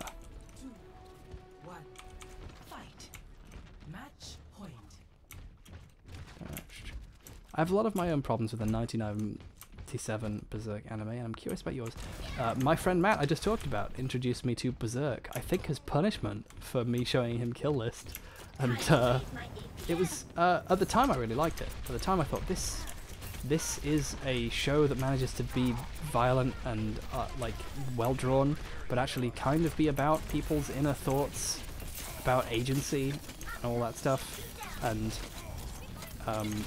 I liked what I liked about it quite a lot, but the things about it that sucked are very obvious, especially in retrospect even more so, and kind of bad. And I like it less now in retrospect, but it's very much of its time of a period in anime that was bad all around. Like, that's the period that like Angel Cop came out in and other such garbage.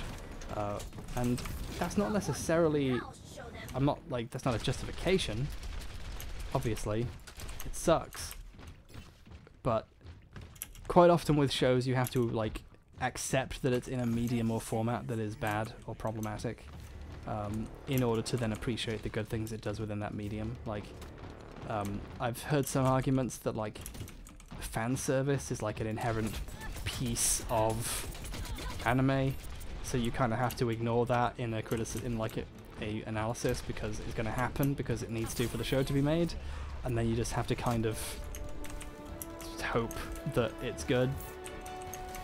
Outside of that, I don't really accept that. I think you can make a good show that doesn't have fan service in it or whatever, but like, it's like how you have to ignore the fact it's a toy commercial before you talk about anything to do with Transformers. Like, Transformers is like, some of the comics are fascinating and some of the films are really interesting. Spoilers, they're good.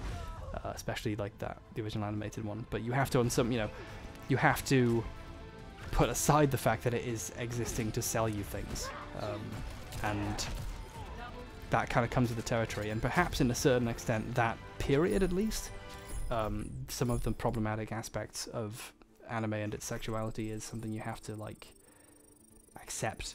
But at the same time, I haven't read the manga. I haven't read the manga past the... Like, I haven't yet read up to the part that original show ended, and I want to before I watch the new show, so I can't tell you where it goes. The things I like about it are things that I know are restricted to that section, because once it catches up with the story, it becomes a very different thing. The more interesting stuff I like about the anime itself, the thing I like the most is the stuff it focuses on agency, where it asks you questions about Guts wanting to be free of like being told what to do in this, this life that's been chosen for him by someone else, and how you live with that, whether or not that's an acceptable way of living, and questions of like, whose fault is it that Griffith became a horrible murder man. Is it Griffith's fault? Is it Guts' fault for inadvertently causing the chain of events that leads to it? Like, it poses interesting questions that I quite like. I also really enjoy the way it adapts the comic, where it deliberately waits until the thing that happens at the end that kind of causes the, like, spoilers in Berserk, there's a point in the story where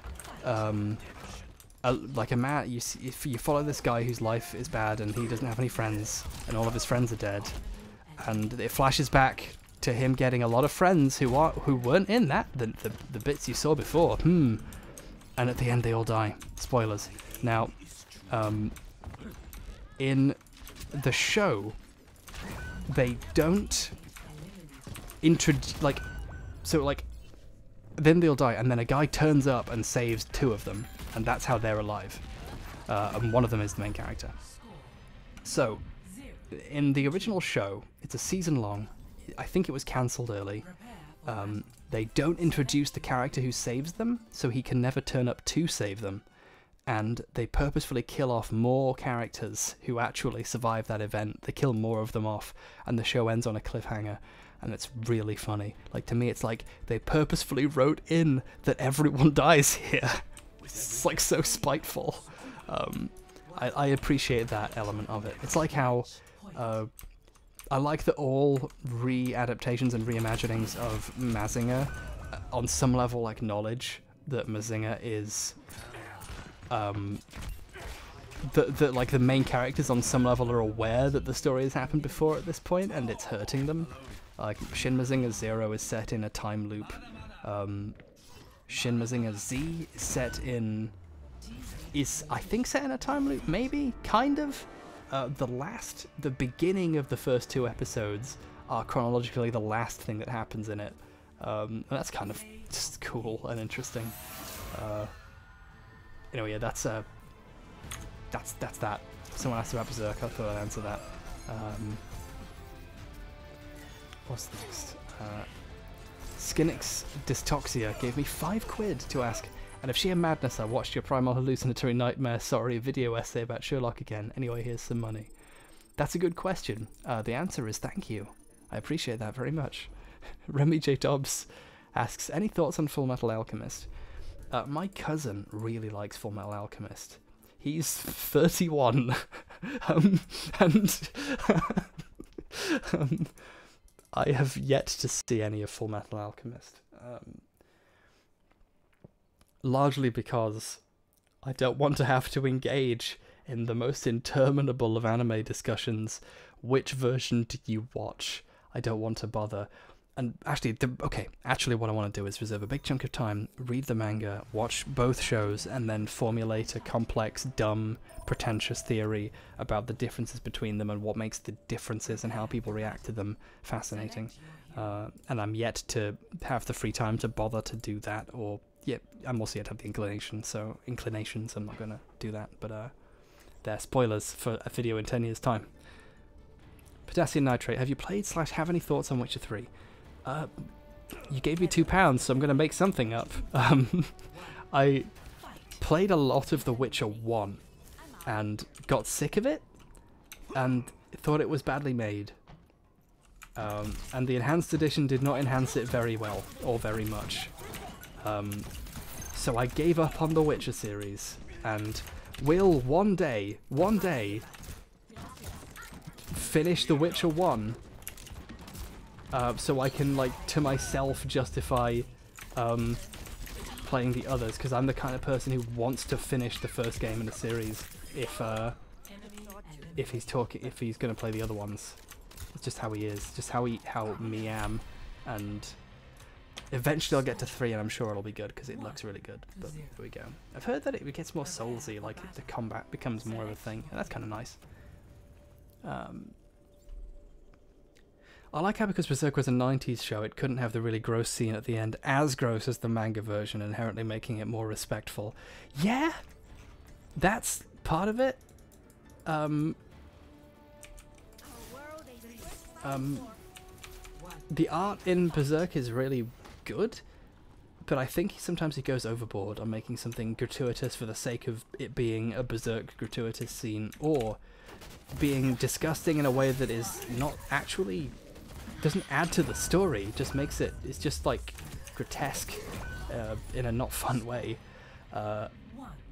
And also it seems like he spends like 6 months drawing panels sometimes, like where he draws entire majestic cities, and you know, sometimes you can just have a white background and a shot of Guts saying something. Like, it's okay. I want to know where the story goes at this point, mate. I want to know if they get off the boat. That's not a very good joke anymore, because they did eventually, after 10 years, get off the fucking boat. Coke or Pepsi? Coke. I have cherry Coke in the fridge right now. Nash gave me $5 and asks, I'm giving you $5. A type of virtue signaling to those who watch the stream? Is giving you $5. I guess it is, yeah. I am thanking you for it, and it is virtuous to give me money, so...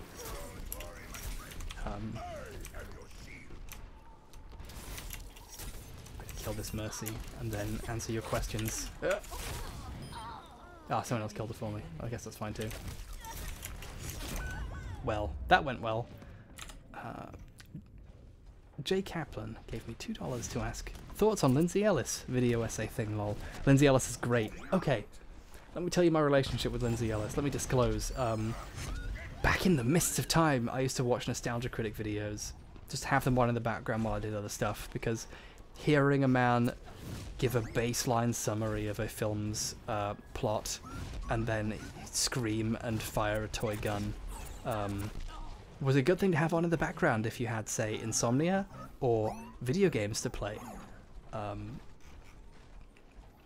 And then there was the Nostalgia Chick thing where he for some reason wanted a girl version of himself, and I thought they were also fine, like not that great. And then I went to university and sort of grew up a little and was like, I shouldn't have even put that on, I should have put something interesting on, like podcasts about Rome or something. And then kind of outgrew it. And then, like, all of a sudden, like a year and a bit ago, Lindsay Ellis came back and was the smartest video essayist and the best, and it came out of total left field and was really cool and surprising, and it's super cool, and I really like Lindsay's recent stuff. It's very hard to outgrow a persona, especially when you've been typecast in it, and it's kind of been like, it was quite successful for her. She, you know, built a career doing that stuff, but I'm glad that she did, because it's led to some really nice and good work, and I'm kind of surprised that shot hit exactly where I wanted it to. That's cool. So yeah, I like Lindsay Ellis a lot. Full disclosure, I've met Lindsay Ellis. I've sat in rooms with her for hours. I've talked about things with her. I'm possibly eventually going to be a part of that Shays Apocalypse thing, if it ever actually happens again. I've sat in rooms with Lindsay Ellis and been very angry and sad together about problems that we're not allowed to talk about on the internet, that aren't mine to share. But Lindsay's great. Is it fair for me to give a really positive opinion about someone who I'm basically like friends with? I don't know, whatever. They're I highly recommend their recent stuff, especially about like Hercules and Phantom of the Opera and Rent. Those are all really interesting pieces, and they're very well constructed as well. And shout out to Lindsay's editor who helps with all the stuff, and I've forgotten their name. Damn it. Lindsay's editor and my co-writer Sarah Garlib should just team up and make stuff and just outdo us both. Phobia17 gave me £2 and said, your content is top 10. That's very clever. Give me loot boxes. How do you feel about DMC? Devil May Cry, the new one? DMC? I like him. I like DMC. He's a good boy. I didn't really get into the earlier Devil May Cry games, so I'm biased, but I like the new one quite a bit. I enjoy... There's a sort of low-class aesthetic to new DMC. Like, the character is scruffier, less intellectual, has less interesting stuff to say, and is a lot more aggressive and angry and reactive, and I kind of like that a lot. Like, there's that really fun scene where he just yells "fuck you" back at a monster a couple of times, and it's it's like not clever, but it's paced in a way that's funny and interesting, and I like stories that are about sort of working class-ish people working against an evil system, and that happens in it, and it does it well, and the gameplay's fun. And like, major pros tell me that it's the least expansive of the series, but I'm sorry. I'm a casual who just enjoys fun games, and that game is a fun game. Benjamin Birkeland gave me 50 Nordic kroners? What are NOK? Hold on. Danish krone! That's NOK! 50 Danish krones. I love those. How did you become the critical thinking person you are today? I want to be a rational person, but I have a hard time forming educated opinions. The solution to the quick way of... Wait. Someone in this game just said communists at me. What the fuck? What the fuck? I forget that not many people play 3v3s, so people can just be in my stream. Oh no. Hello, Undead Ghost.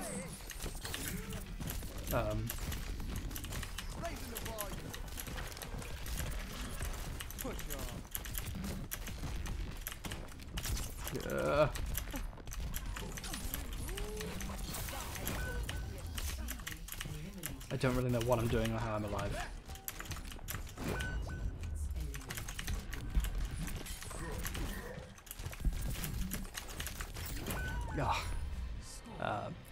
Sorry. Mr. Kronerman gave me 50 kroners. Ask how to form an educated opinion. The trick to forming an educated opinion is to educate yourself. If you want to learn something, look it up. But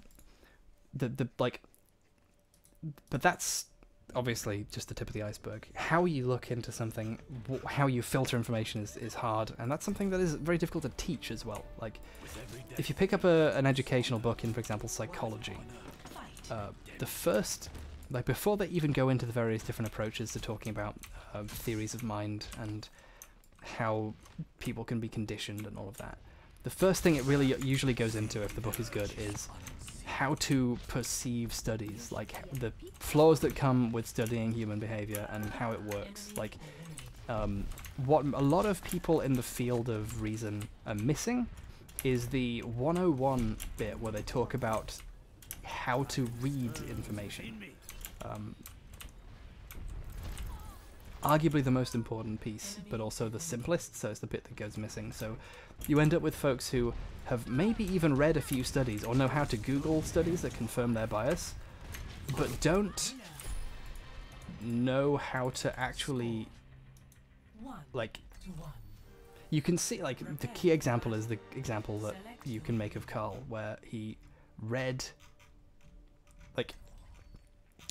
the word survey and dismissed the survey that didn't agree with him, and then cited a different survey with a very similar methodology as the one that was real and true, and didn't even notice it wasn't, because he hadn't actually looked at the science, didn't really care what the truth was. So I think the best way to be reasonable is to actually be interested in what the truth is. You know, actually be willing to say, this could contradict who I think. I should read all of this and learn how to interface with it, engage with it. Because more often than not, the path to truth lies in reading as many things as possible. There are very few times when you should aim to read less of something than anyone else. There are a couple of examples where that is the case, though. Like, there are books that very arguably,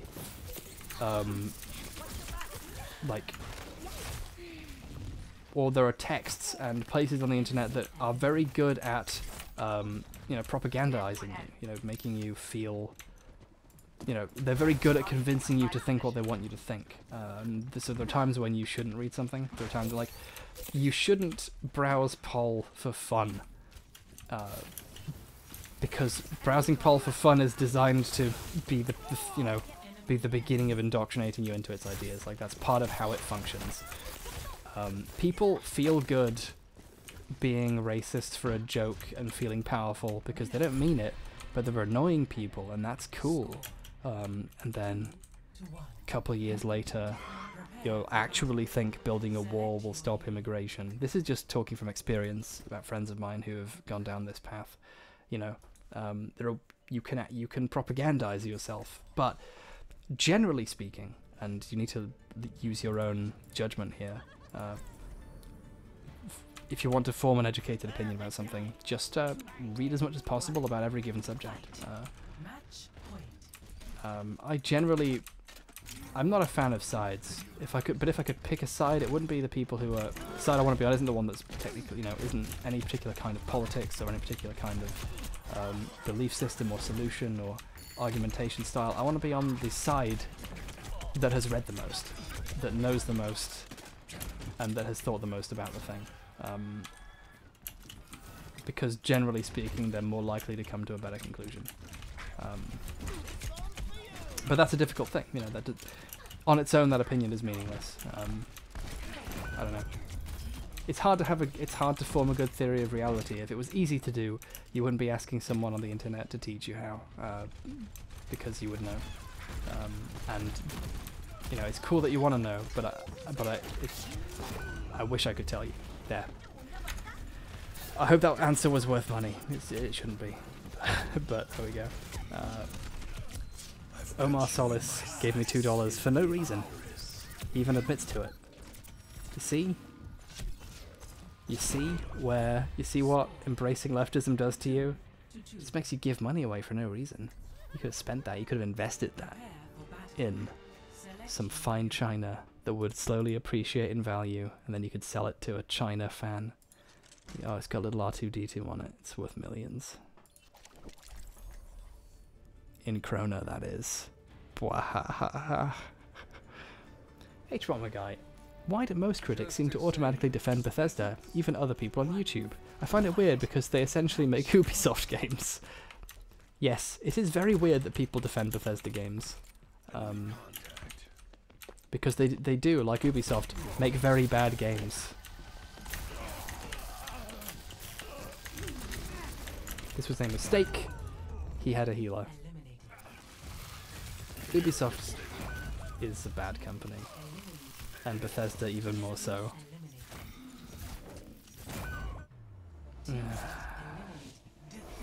Thank you for fucking up my stream, Undead Ghost.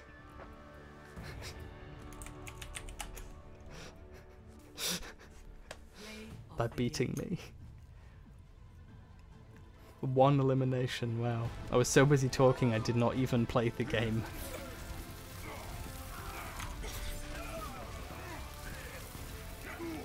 Thoughts on ContraPoints? Oh, sorry to keep spamming this, says Jared Mitchell. I apparently didn't see this. Would you want help programming for your game? I know you're using Unity and I'm very familiar with writing C# in it. Yes! DM me, say you're Jared Mitchell, I'll get in touch. I no longer want to teach myself more programming to get good at it because it's a nightmare and I want to make the game. Yes, please.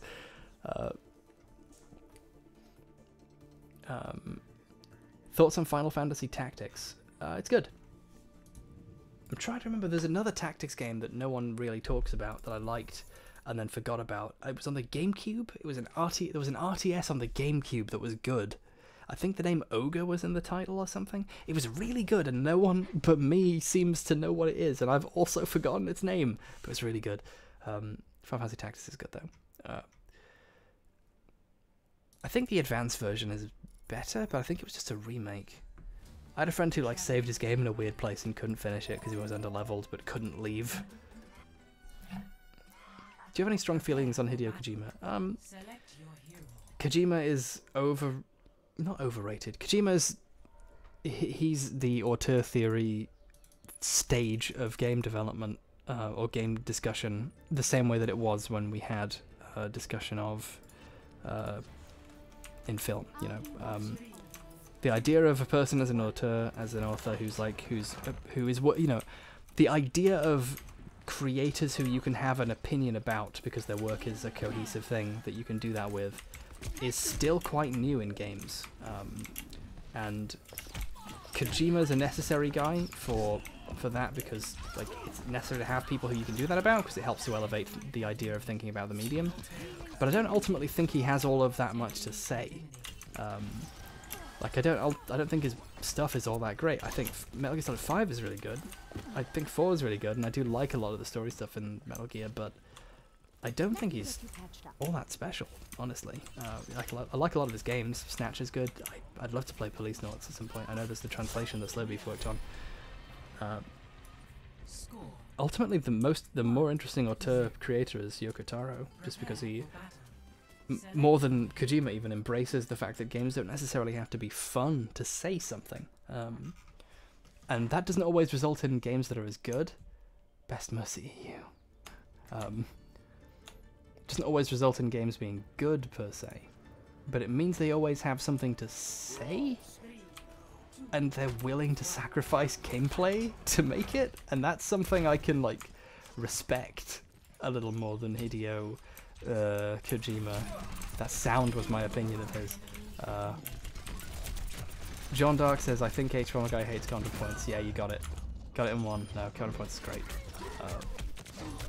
We don't see eye to eye on a lot of issues, because no one who's left-leaning ever sees eye to eye with anyone else who's ever left-leaning. You just split the party, but I think he's really... I think he, she... You're supposed to reverberate between the two, that's what she prefers. Is great, and I highly recommend his content. I think I'm backing her now. I love this reverberate between the two thing. It's really fun when you get it right. God, someone else is messaging me. Oh no. People keep being in.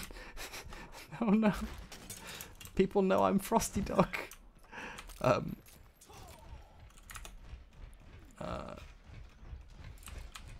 Tian Flisser asks, give me £5 to ask.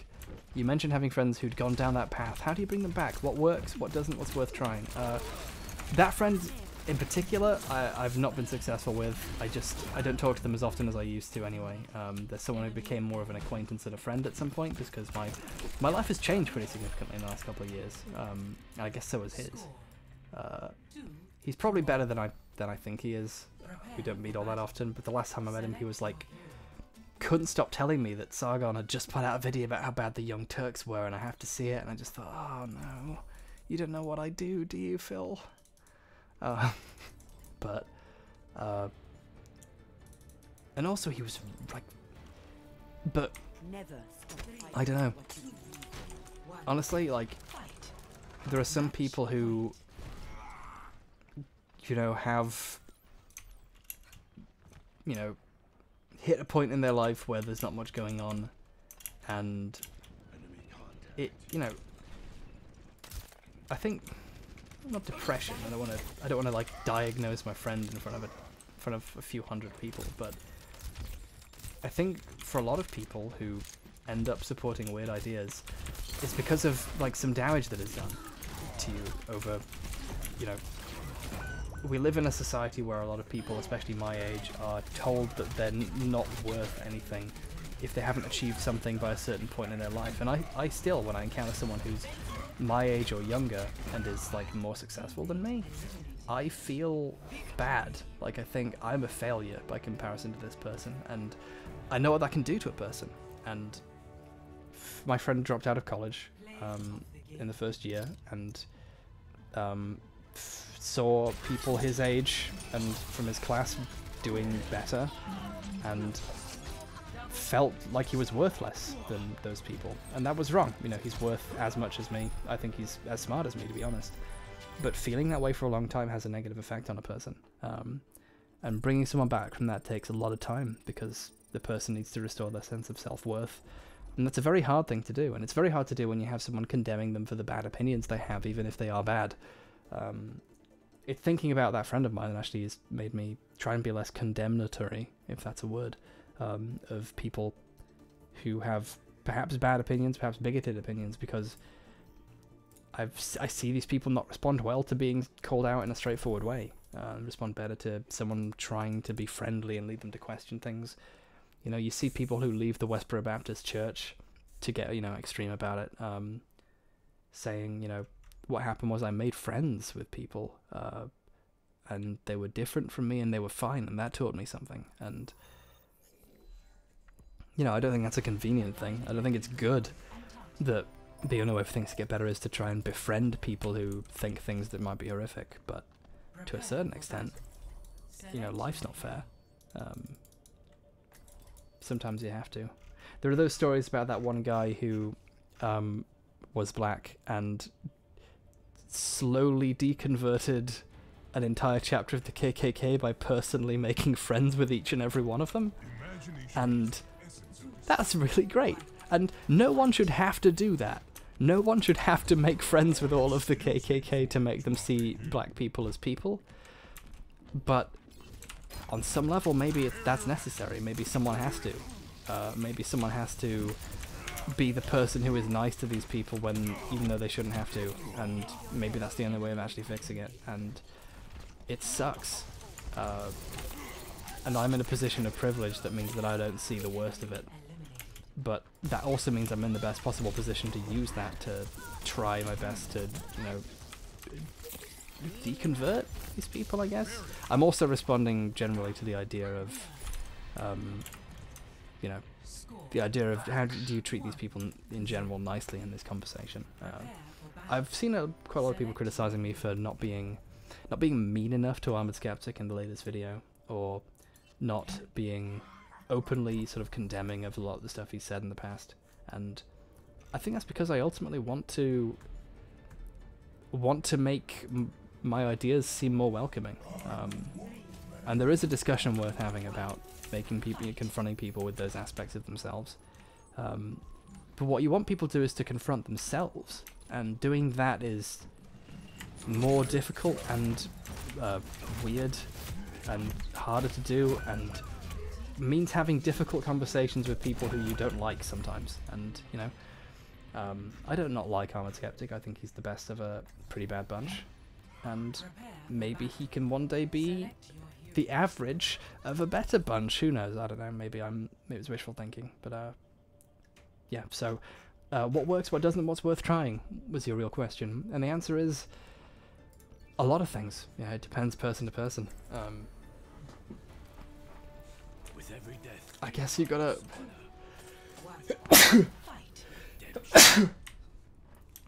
basically be decent to them in a way that makes them question themselves,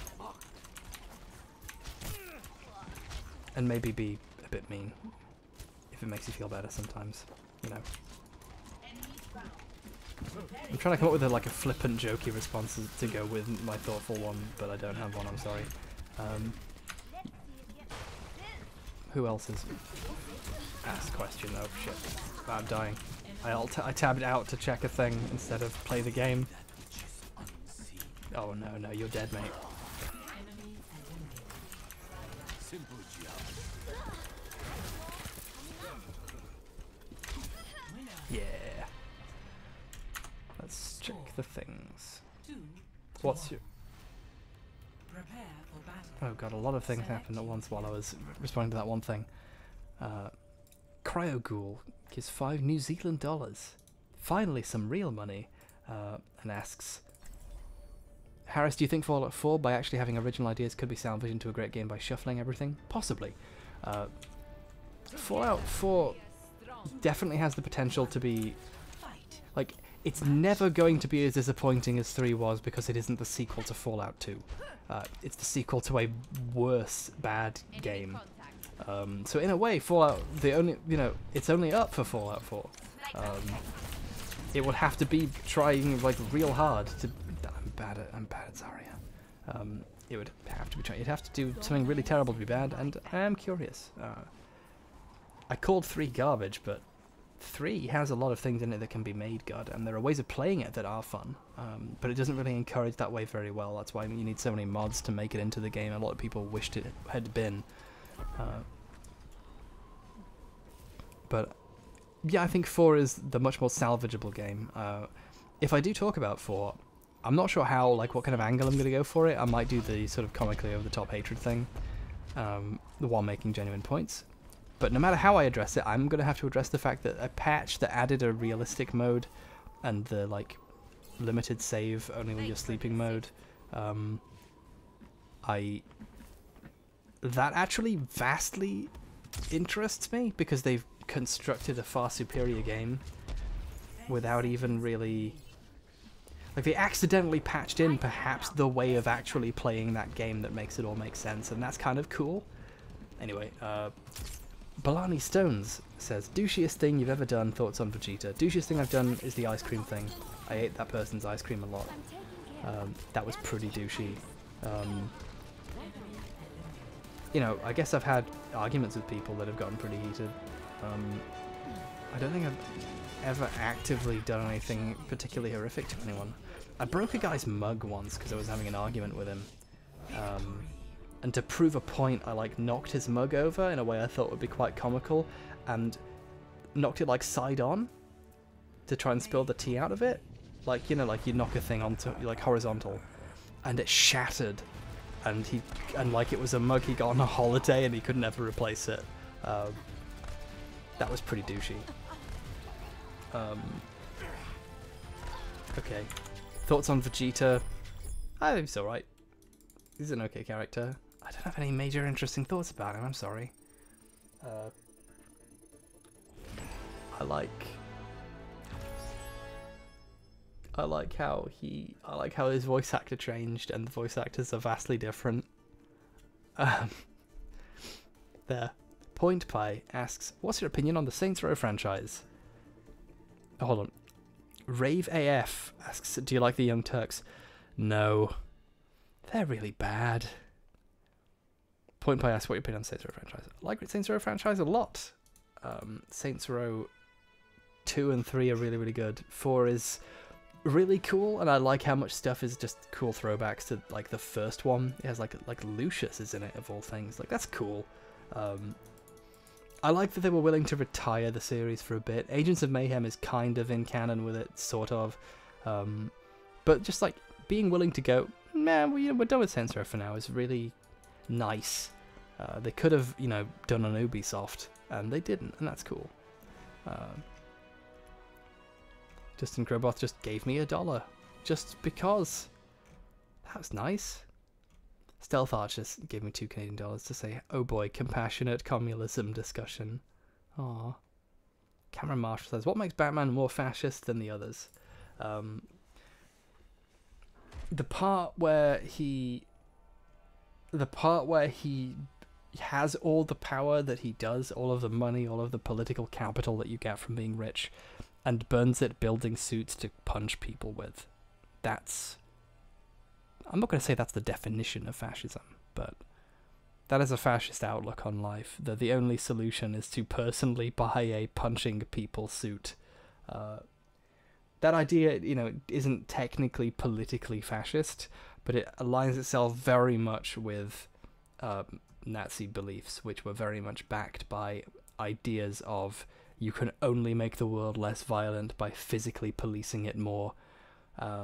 Hence why, in addition to having the regular army, the Nazis had their own sub-armies that were sort of higher class, and arguably formed the basis of like the outer and inner party stuff that was in Big Brother. Although, you know, the obvious parallel there is with the Soviet Union, but also the Nazis were very good at building levels of policing that had more violence in them, and Batman dresses a lot like them in black. That last bit was dumb, but it's pretty fascist. It's fascist in like, Iron Man is arguably the sort of counterpart to him, and he's a little bit less fascist because he's so staunchly free market, at least in the films, with his ideas. But still, it's like even worse. But okay. Silent K gave me $10 to say, I'm also a programmer who'd like to help make game. Too late. My Unity experience is limited, but I've been a professional programmer for 5 years and a game making hobbyist for a bit longer than that. Please DM me. My DMs are open. I'm at the point now where I'm like, I could just like talk to people about the thing that I need to put in the game and then figure it out. So I'm going to build a list of people to talk to about the game and just do the thing. And that seems important. Okay. I think that's all the questions I've got that people paid money to ask, which I'd feel bad for not answering. Now I can finally open these loot boxes and go eat some ice cream, which is probably liquid at this point. I'm so sorry, Laura. I hope you're not watching this. I bet the dancer mode is better, but whatever.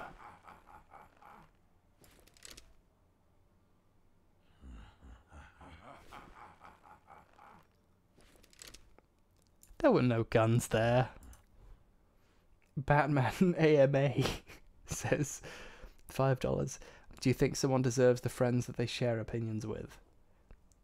Also, it's Bat Mana and punching is all American. Do you think someone deserves the friends they share opinions with? I don't know what that question means. Do you think someone deserves the friends they share opinions with? Not necessarily. There are plenty of people out there who have similar opinions, but who express them so differently that I find them annoying or boring or misled. I find that when you argue a lot of the rationals down to their actual beliefs, you end up with ideas very similar to mine even, but expressed so differently that you'd never arrive at that without like having to work through that. So I've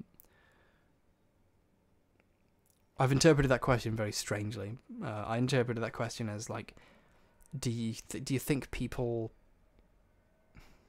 do you think the people who are similar to you in terms of opinion are somehow necessarily reflective of you? Which is a weird way of interpreting it, so it was stupid, I'm sorry. Aiden Apont asks, is there a filmmaker or art style that influences how you make your videos?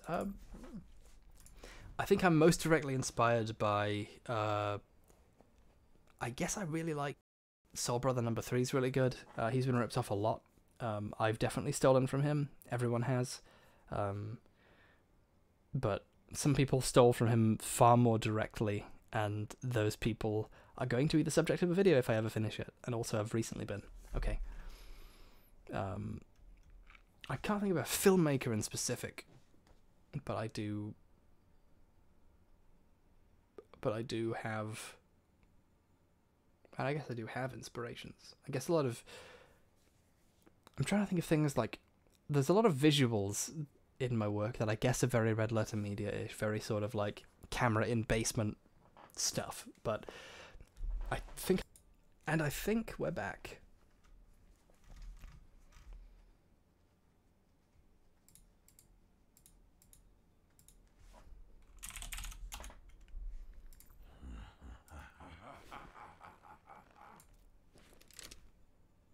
I think we both get our ideas from the same source, the same sort of, let's deliberately use the opposite aesthetic that YouTube is trending towards, that's very clean and careful. Apparently my video output is breaking.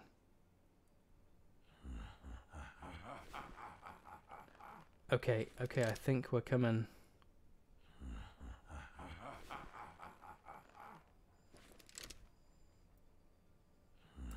I can hear you, my friend. You've returned from beyond. Okay. My screen's black so that I stop dropping frames and can finish this. Okay.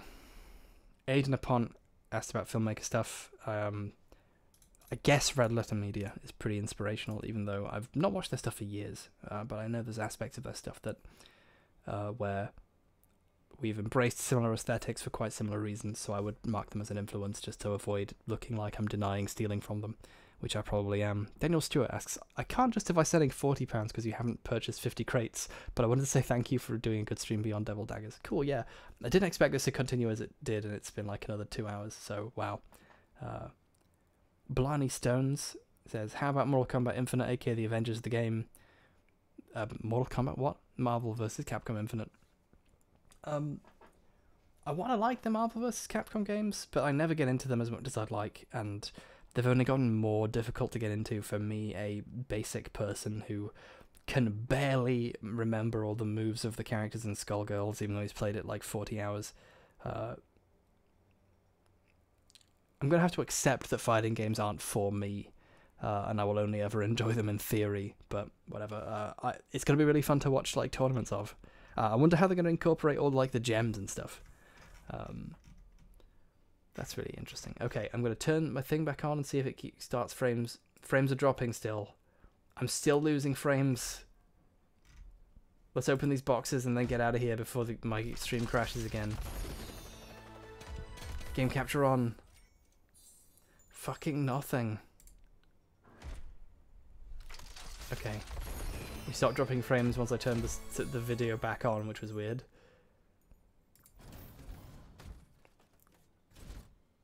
I love the bunny hop emote. Oh my god, I didn't realize I didn't have it before. It's so cool. The bunny hop emote is the ult that D.Va gets in this game now. That's really cool. Thoughts on thoughts? What's your persona? I don't know what my persona is, I'm sorry. Do you like any smaller scale indie alt games? Yes, I do. One of my top games of last year was a lesbian porn visual novel. So there we go. Lady Killer in a Bind. Check it out. It's one of the most well-written things ever. It's produced by Christine Love, who made Analog: A Hate Story and Hate Plus and some other really good things. Check it out. Check out all of her games. They're great and the best. And oh man, cool. Finally a good Hannah to play. I love the cross. I love the crossing guard spray. It's really cute. Okay, we stopped dropping frames once I turned the video on. How does that work? Jeez. Oh no. Okay, there we go, it's opening. Finally.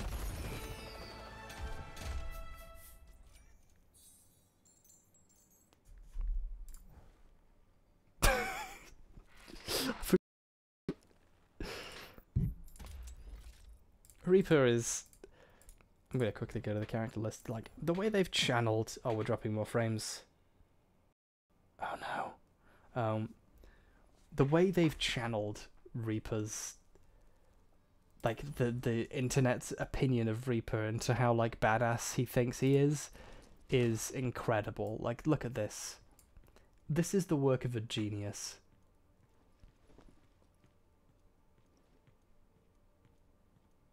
Doughboy DeVito, don't worry about... Take your time in the shower out with streams finishing. Don't worry about it. Thoughts on Omni Destiny. Cool. He wants me on a stream at some point, and I keep saying I'll let you know when I have time. And then all the time I get, I spend on my own stream. So I need to bloody fix that. And also think of things to talk about. Destiny does not like having someone on who he agrees with about things 100%. Which inevitably means I'm going to have to defend the prequels live in front of people, and I don't know. I have some reservations about doing that. But, maybe one day. The stream keeps breaking, so, that's it. Hopefully I get a good time with Destiny. Hope this game fixes itself. I'm gonna go. Thank you all so much. Lucky Walk says, have you played Inside? Inside's really good. I recommend it. I've got to go. I'm sorry, this thing's breaking. The stream has to die. It's dying on me. I love you all. I beat SHAUN. Everyone, DM SHAUN to let... Hold on. My computer's actually crashing right now, so I'm going to have to stop. DM SHAUN to tell him I fucking beat him in Devil Daggers and he has to defeat me now.